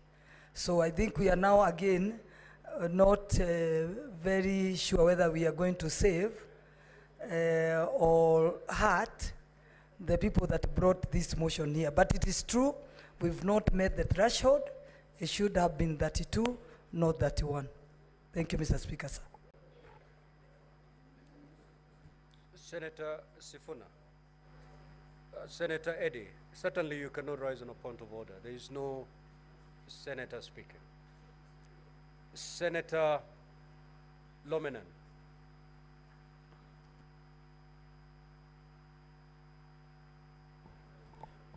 Thank you, Mr. Speaker, for this opportunity. Mr. Speaker, as I've listened to the councils from the both sides, Chair, we have a heavy duty to do in this Senate House, and we need time. Chair, if you see the voluminous books that are with us, there are many contents that we have to listen before we make a ruling. Chair, I will want to urge this House and you, Mr. Speaker, to give us an opportunity as senators or judges to make a ruling of this issue of appeal by making a vote. And then we continue from there, Mr. Speaker. Thank you, sir. Senator Wamatinga. Thank you very much, Mr. Speaker, sir, for giving me this opportunity. Indeed, we are invited as senators to do justice to a matter brought before us. But even before we do that, Mr. Speaker, it is our duty and responsibility as the whole country and the whole world watches to ensure that we do justice to matters that are come before us. Mr. Speaker, sir, it has been cited that decisions have been made and presidents have been set. But that notwithstanding, Mr. Speaker, it is also imperative that we interrogate that under which condition those decisions and presidents were set. Mr. Speaker, sir, as an engineer, I know that rounding numbers to the nearest is a common practice. However, Mr. Speaker, sir, we are invited in this matter not to look at the case before us scientifically, but to look at it as is required using the jurisprudence that have been set before. Mr. Speaker, 31.3 cannot meet the threshold. And therefore, I think it is imperative that we as senators move a motion and decide on this matter, determine this matter, even before we go into full hearing, because that is the responsibility that we have, and it is what people expect of us, and it is what we must do as senators. Mr. Speaker, the role of these senators sitting here, when they come and sit as juries, we must make a decision whether the prerequisite preliminaries have been met.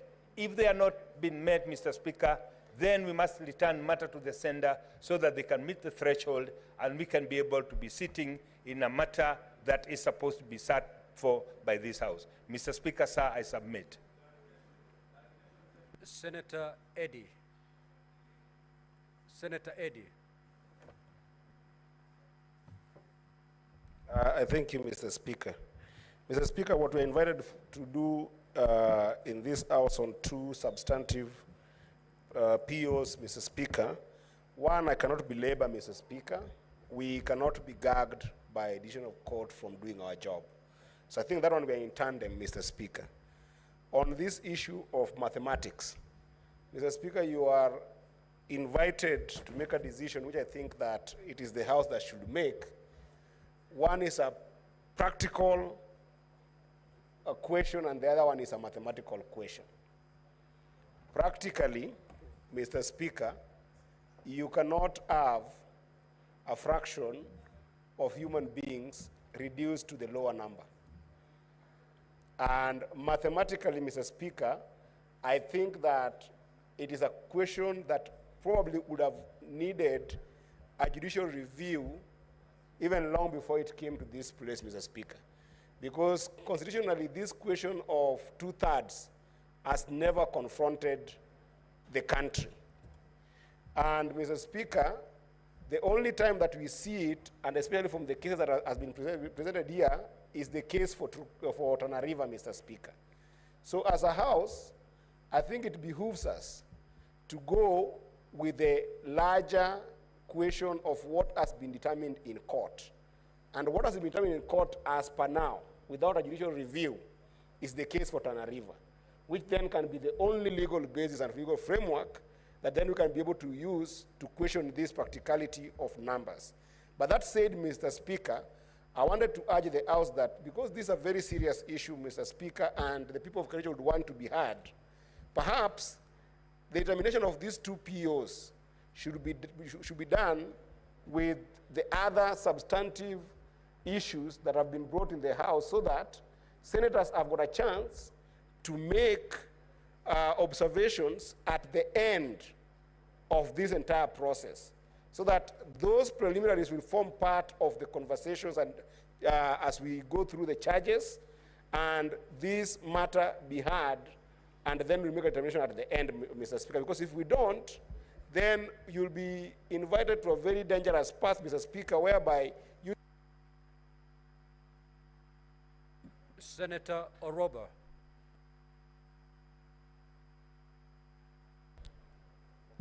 Thank you, Mr. Speaker. I want to add my voice about the victim protection, Mr. Speaker. In the Victim Protection Act, Section 8, it says that any victim has a right for privacy and protection.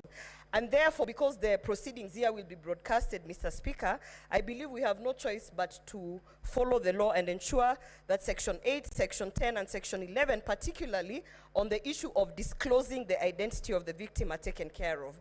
Mr. Speaker, on the matter of the 2/3 threshold, Mr. Speaker, this is a house of procedure. We are guided by procedure, and we have our standing order. Our standing order says on the procedure for removal of a governor, within 7 days after receiving notice of a resolution from the Speaker of the County Assembly supporting the removal of a governor, pursuant to Article 181, then the proceedings begin. Mr. Speaker, in that sense, why are we even debating this? There is no opportunity in our standing order where we are told, go back to the County Assembly and check if the threshold was met and check if the allegations were actually substituted. For us, we are quasi-judicial process. They have reached here. As long as we have the notice of resolution from the Speaker, from the County Assembly, our work is to proceed. And for those who feel that the threshold was not met, Mr. Speaker, they can go to court and proceed with that argument there. Thank you, Mr. Speaker. Senator Asige.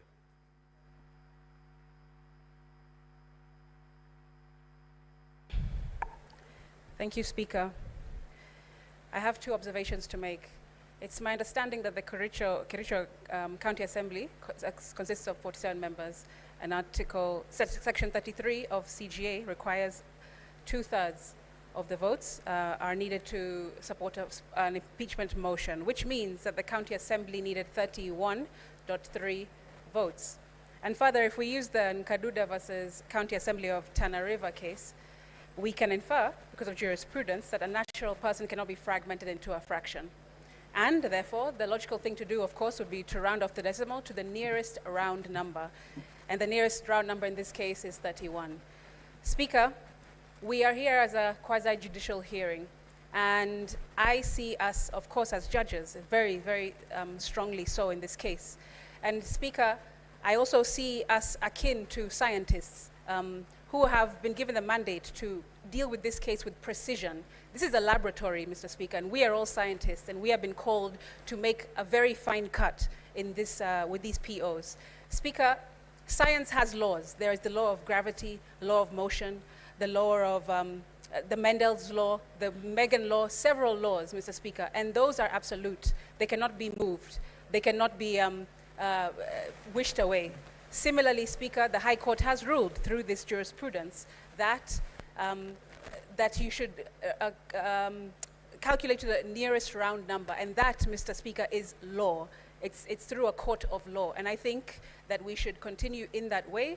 31 has been met in terms of votes, and therefore we should listen to this case further and listen to the substantive issues therein. Speaker, also, you have been invited by the Governor's Council to mirror the decision of your counterpart in the National Assembly. I feel that is out of order, Speaker. You are not a conveyor belt.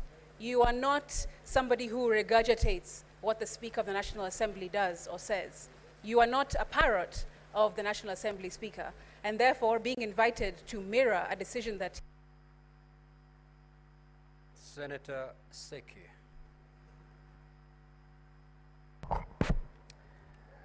Thank you, Honorable Speaker. I also stand to put my voice on this matter. Honorable Speaker, I want to believe that the County Assembly have pronounced themselves, they have presented themselves. The Governor panel has also presented themselves. And now it is the Senate now to determine whether to listen to the PO to proceed with this matter. But I want to assure and believe that this matter will be determined in whichever case, Honorable Speaker. Either we have presented ourselves, we have pronounced ourselves, we have determined ourselves before this case, or even when we determine this case when we are finishing, we listen this case towards the end. I want to believe that this is the right time, that we need to hear both sides, the County Assembly and the Governor, the Governor's team, so that at the end of it all, everything will determine, because we will see if true the County Assembly had the threshold or not, or the Governor has issues that has been accused to. It is going to be determined towards the end. So, Honorable Speaker, I believe that this is a time when we need to hear this case. We need to hear because the process has started, and there is no way we can stop this process. So, Honorable Speaker, I want to support that we proceed with the matter. Thank you very much. Senator Akinyi Beatrice. Honorable Speaker, I thank you for giving me the opportunity. Honorable Speaker, the issue that I want to talk to is the issue of the threshold. Honorable Speaker, you can't round off human beings. And if a threshold has to be determined, Honorable Speaker, and it has been stated, to me, Honorable Speaker, there is no way around it.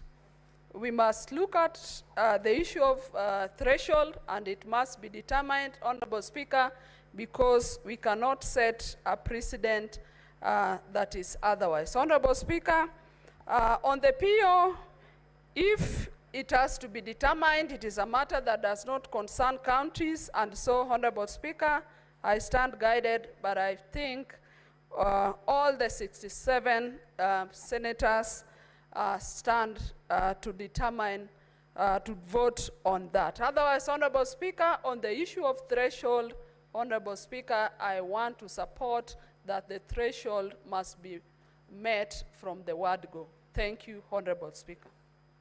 Senator Methu. Thank you very much, Honorable Speaker. I don't want to buttress what my colleagues have said. I want to agree that on the first PO, it falls by the way, because precedences have been said that Parliament cannot be injected on the course of its work. But Honorable Speaker, you've been invited to make a very critical decision, and without speaking on whether the threshold was 31 or 32, both parties have come with arguments and counter-arguments. Why they actually think that 31 would be the threshold, why they think that 32 would be the threshold. Authorities have been cited, especially in the Tana River case, the County Assembly Speaker Nkaduda versus the County Assembly on the number as to at what point you should be able to truncate the numbers, and they actually believe that it should be rounded off to the nearest whole. The defense of the governor through their counsel, Katwa Kigen, they actually feel that even at the very beginning of the inception of this county assembly, there had been set a precedence that 32 would be the number. So, Honorable Speaker, you've been invited to make this particular decision, and this is a weighty decision because if you are to allow this PO, then this impeachment proceeding will fall as at now. We shall not have, the jury will not have had an opportunity to make a decision on this particular matter. It is a very serious invitation, and I would want to dissuade you, Honorable Speaker, from allowing or agreeing to fall prey to Rule 30 of the rules of procedure, that you make this decision on the preliminary objection. Please, Honorable Speaker, allow the 47 delegations to make this decision on whether, well, it could be 67 or 47, whatever would be the case, Honorable Speaker, if it touches on the counties, Honorable Speaker, but allow senators who are the jury, who are the judges on this particular matter, to make this decision. Honorable Speaker, for you on this matter, you are an umpire. You have no dog in this fight. Yours is to just umpire. Now, honorable senators, we need to make progress. I may take your seat, Professor Minority Leader and Senator Kajwang. I've heard you, and nothing new seems to be coming out at this juncture. And therefore, for us to make progress, you'll allow me to use Standing Order number 1 to suspend the sitting for 15 minutes so that we resume at 3:30 for me to go consider the interventions you've made and give a way forward on how we are going to dispense with this matter. Because remember, honorable senators, if in the event that we proceed with this hearing, we have to start from the beginning. The hearing hasn't started yet. We are merely dealing with preliminary matters, and therefore time is of the essence. So kindly, honorable senators, we proceed now to suspend the sitting for 15 minutes, and we shall resume at 3:30.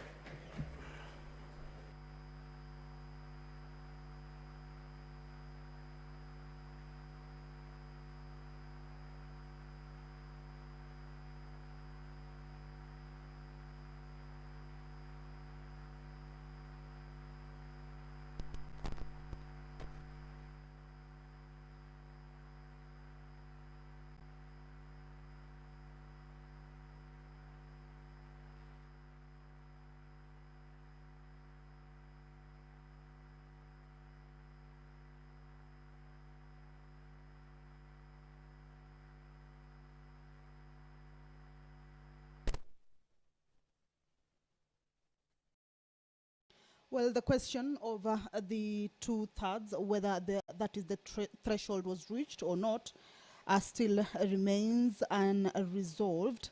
The Speaker of the Senate, Honorable Amason Jeffakingi, has suspended this sitting for 15 minutes, and the House will be resuming at 15:30, indicating that he needs to consider the deliberations before him with regards to those particular preliminaries objections. And the most important one in this case is the objection that was raised by the governor's legal team with regards to the threshold of the MCAs who supported the removal from office by impeachment of the governor. Council indicated that in correspondence that had been issued to the office of the clerk, the county assembly had requested that arrangements be made to secure the anonymity of one of the witnesses who will be testifying for the county assembly. Council reiterated that pursuant to Rule 28, Part 1 of the third schedule to the Senate standing orders, the county assembly sought that the necessary arrangements and facilitation be provided in this regard. On this matter, counsel for the governor indicated that the governor objected to this request, And 2, on the second issue, Council indicated that on the receipt of documentation filed by the Governor on Sunday, 12th of October 2024, the County Assembly had observed that the Governor proposed to raise a number of preliminary questions. In this regard, the County Assembly had prepared an affidavit dated 13th of October 2024 in response to the preliminary questions, and the County Assembly sought that the affidavit be admitted and be deemed to be properly on record. On this matter, Counsel for the Governor indicated that they had no objection, and consequently, the affidavit was made available to all senators. Counsel for the Governor raised the following 3 preliminary questions and issues. 1, the first preliminary issue related to the documents submitted by the Governor. Counsel stated that the documentation was not properly paginated and sought the indulgence of the Senate to be allowed to withdraw and replace the documentation. Counsel for the County Assembly did not object to this request, and the documentation was subsequently availed to all senators. This matter was therefore dispensed with. In the second preliminary issue, Counsel stated that on the 3rd of October 2024, the High Court at Kericho had issued orders restraining the County Assembly of Kericho, the Speaker of the County Assembly of Kericho, the Senate, and the Speaker of the Senate from considering the impeachment matter. Counsel referred the Senate to the order and specifically cited paragraph 5 of the order, which reads as follows: that pending the inter-parties hearing of the motion dated the 2nd of October 2024, an interim order is hereby issued to restrain the Senate and the Speaker from receiving or acting or presenting to the plenary of the Senate and or allowing for debate at the Senate, at plenary, or at any Senate committee, at all discussing and or making any decision or resolution in regard to the impeachment of the petitioner, Governor, Kericho County Government. Council therefore urged the Senate to find that in light of the court order, the matter should not proceed before the Senate. On this matter, Counsel for the County Assembly indicated that the County Assembly objected to this preliminary issue, stating that the matter did not fit within the definition of a preliminary objection, that it was not a pure question of law, but rather a question of fact. Counsel stated that the County Assembly, in its replying affidavit, had provided evidence and would be making submissions to the effect that no such court orders existed. The third preliminary issue related to the matter of whether 2/3 threshold required under Section 33 of the County Governments Act, Cap 265 of the laws of Kenya, and the Kericho County standing orders were met. It was the submission of the Council for the Governor that the threshold had not been made, as 31 rather than 32 senators voted in favor of the motion for the proposed removal from office by impeachment, had not met as 31 rather than 32 MCAs voted in favor of the motion for the proposed removal from office by impeachment of the Governor of Kericho County. Council therefore urged that on this basis alone, the impeachment proceedings could not proceed. Council for the County Assembly took a different view on this matter. First, urging that this was not a matter that could be disposed of as a preliminary matter, and that the County Assembly intended to adduce evidence to prove its case on this particular matter. Council therefore urged that it was necessary, therefore, that this matter to be canvassed within the context of the hearing so that the evidence would be presented and tested in cross-examination.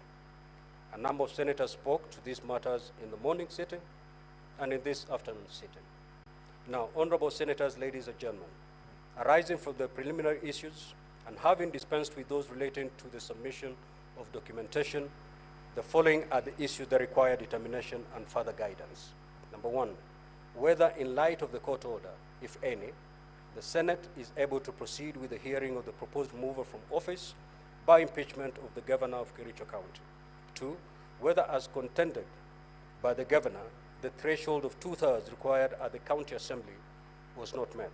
And three, whether the request by the County Assembly for arrangements to be made to secure the anonymity of one of the witnesses who will be testifying for the County Assembly should be allowed. Now, honorable senators, ladies and gentlemen, it is noteworthy that only two of these three issues need to be determined in the first instance, namely whether in light of the court order, if any, the Senate is able to proceed with the hearing of the proposed removal from office by impeachment of the governor of Kericho County, and secondly, whether as contended by the governor, the threshold of 2/3 required at the county assembly was not met. The third issue on whether the request by the county assembly for arrangement to be made to secure the anonymity of one of the witnesses who will be testifying for the county assembly should not be allowed will depend on the outcome of the first two questions. In respect of the first issue, which is whether in light of the court order, the Senate is able to proceed with the hearing of the proposed removal from office by impeachment of the governor of Kericho County, the Senate has been faced with similar circumstances in the past. On each occasion, the Senate has had to carefully consider two competing constitutional imperatives that arise. On the one hand, Article 2 of the Constitution provides for the supremacy of the Constitution and for the obligation of all persons and all state organs to abide by the Constitution. On the other hand, Article 1 of the Constitution provides that all sovereign power belongs to the people, and this sovereign power is delegated to the various state organs at both national and county level of government. In accordance with the doctrine of separation of powers, each of these organs is required to perform their functions in accordance with the Constitution while observing the principles of comity and respect for jurisdiction as between state organs. In the words of the former Speaker of the National Assembly, the Honorable Kenneth Marende, while delivering a communication in the National Assembly on the 3rd of September 2009, had this to say, and I quote, "Power thus divided presents the absolutism of the executive, the possible anarchy of parliament on the presumption of the judiciary. The operation of the principle of separation of powers both separates the blends powers so that each branch serves as a check and balance on the powers of the other. It ensures the protection of the rule of law and secures the fundamental rights of an individual. The principle of separation of powers has a superficial simplicity, but is in reality inherently complex." In a communication delivered on the 23rd of October 2019, the then Deputy Speaker of the Senate, Senator Professor Kithure Kindiki, had occasion to consider this matter. The matter arose in the context of the proposed removal from office by impeachment of the then governor of Taita Taveta County. The senator for Taita Taveta County, then Senator Maruma, rose on a point of order and sought the directions of the Deputy Speaker on whether it was in order for the Senate to continue deliberating on a motion and taking further action while there was active proceedings in the matter. In the course of communication, the Deputy Speaker explained why an injunction of Parliament was untenable. The Deputy Speaker stated as follows, and I quote, "Firstly, an injunction by the court against Parliament is a frontal and deadly attack on the substrum and hallowed legal doctrine of separation of powers, the bedrock of our Constitution. Separation of powers creates separate and distinct arms of government with equal but different powers. Each arm must exercise its powers in a fine balancing act to ensure that it carries out its functions without infringing on the powers of another branch of government. Secondly, curtailing Parliament's constitutional responsibilities undermines the sui generis nature of Parliament. Members of Parliament are direct representatives of the people, and thus Parliament cannot be prevented from giving a voice to the will of the people of Kenya. There are checks and balances within the separation of powers, such that while Parliament should fulfill its responsibilities unabated, the courts will have their say in the exercise of judicial authority to declare any legislation or other output of Parliament illegal, unlawful, or unconstitutional. And thirdly, attempts to injunct Parliament are inimical to the desired levels of institutional comity and cordial relations among the branches of government.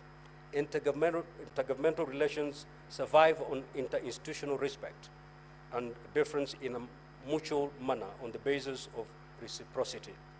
Parliament ought to respect the judiciary, and the opposite is also true.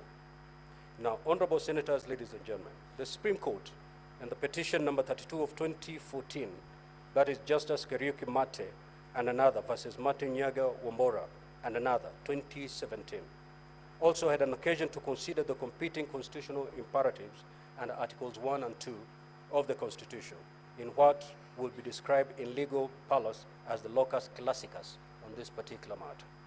In this matter, therefore, the Senate had resolved to remove the then governor of Embu County, Governor Martin Wambora, from office by impeachment. Additionally, the High Court had issued conservatory orders, the effect of which were to prevent the impeachment of the governor. Following his impeachment, the governor challenged the impeachment by an application before the High Court and sought interim orders for his reinstatement into office and an order of contempt of court against the appellants, that is the Speaker and Clerk of the County Assembly of Embu, for allowing an impeachment motion to be discussed, passed while a conservatory order was in place. The governor was successful in his application. The court held that all proceedings conducted in disobedience of the court orders were null and void and found the appellants guilty of contempt. Aggrieved by this decision, the appellants filed an appeal at the Court of Appeal challenging the findings of the High Court. The Court of Appeal affirmed the findings of the High Court, leading to the appeal to the Supreme Court. Before the Supreme Court, the appellants asked that the trial court ought to have noted the legitimate dilemma facing the Speaker of the County Assembly, who was subject to constitutional timelines, yet was faced with a court order stopping the process. It was urged and argued that in this case, that the Speaker had complied with the Constitution in the context in which the question of constitutional obligation on the one hand and the burden of knowledge of the court order on the other were at stake, and asked the court to clarify to what extent parties would be in violation of legal requirements if court orders that conflicted with constitutional deadlines were binding on them. In rendering its decision, the Supreme Court made reference to the decision of the Court of Appeal in the case of Mumo Matemo versus Trusted Society of Human Rights Alliance and two others, Civil Appeal number 290 of 2012, where the Court of Appeal adopted the High Court's position on the doctrine of separation of powers to this effect. I quote, must mean, separation of powers must mean that the courts must show a deference to the independence of the legislature as an important institution in the maintenance of our constitutional democracy, as well as accord the executive sufficient latitude to implement legislative intent. Yet, as the respondent also concede, the courts have an interruptive role, including the last word in determining the constitutionality of all government actions. The Supreme Court further made reference to its decision in the Speaker of the Senate and another versus Attorney General and four others, reference number 2 of 2013, and noted that the court had cautioned against interference with running processes in other arms of government and had this to say, and I quote, this court will not question each and every procedural infraction that may occur in either of the houses of parliament. The court cannot supervise the workings of parliament. The institutional committee between the three arms of government must not be endangered by the unwarranted intrusion into the workings of one arm by the other. The Supreme Court aptly summarized the principles applicable to separation of powers in Kenya context as follows: that each arm of government has an obligation to recognize the independence of other arms of government. 2, each arm of government is under duty to refrain from directing another arm on how to exercise its mandate. 3, the courts of law are the proper judge of compliance with constitutional edict for all public agencies, but in exercising their judgment, courts should be objective. And 4, for the due functioning of constitutional governance, the courts are to be guided by restraint, limiting themselves to intervention in requisite instances upon appreciating the prevailing circumstances and the objective needs and public interests attending to each case. And lastly, in the performance of the respective functions, every arm of government is subject to the law. In the end, the Supreme Court upheld County Speaker Justice Kariuki Mate's appeal and nullified the conservatory orders that had been issued in this matter. In a more recent Court of Appeal case, that is civil application number E093 of 2023, the Honorable Kawira Mwangaza versus County Assembly of Meru and others, The Court of Appeal also considered the issue of whether a court has jurisdiction to intervene in an impeachment process that is provided for in the Constitution and which has strict timelines for determination. In its ruling, delivered on the 27th of October 2023, the Court of Appeal, while relying on the decision of the Supreme Court in the Embu impeachment matter, held as follows: that the courts cannot, in the first instance, intervene in the impeachment of the applicant. This is because of the strict timelines provided by the law. The Supreme Court decision of Justice Kariuki matter is binding on this court. The preliminary objection is therefore upheld.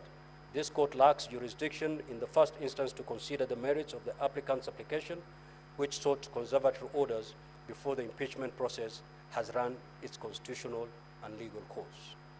Now, honorable senators, ladies and gentlemen, I note that the constitutional mandate to impeach a governor is assigned to the County Assembly and the Senate. Article 181 of the Constitution provides the circumstances under which a governor may be removed from office.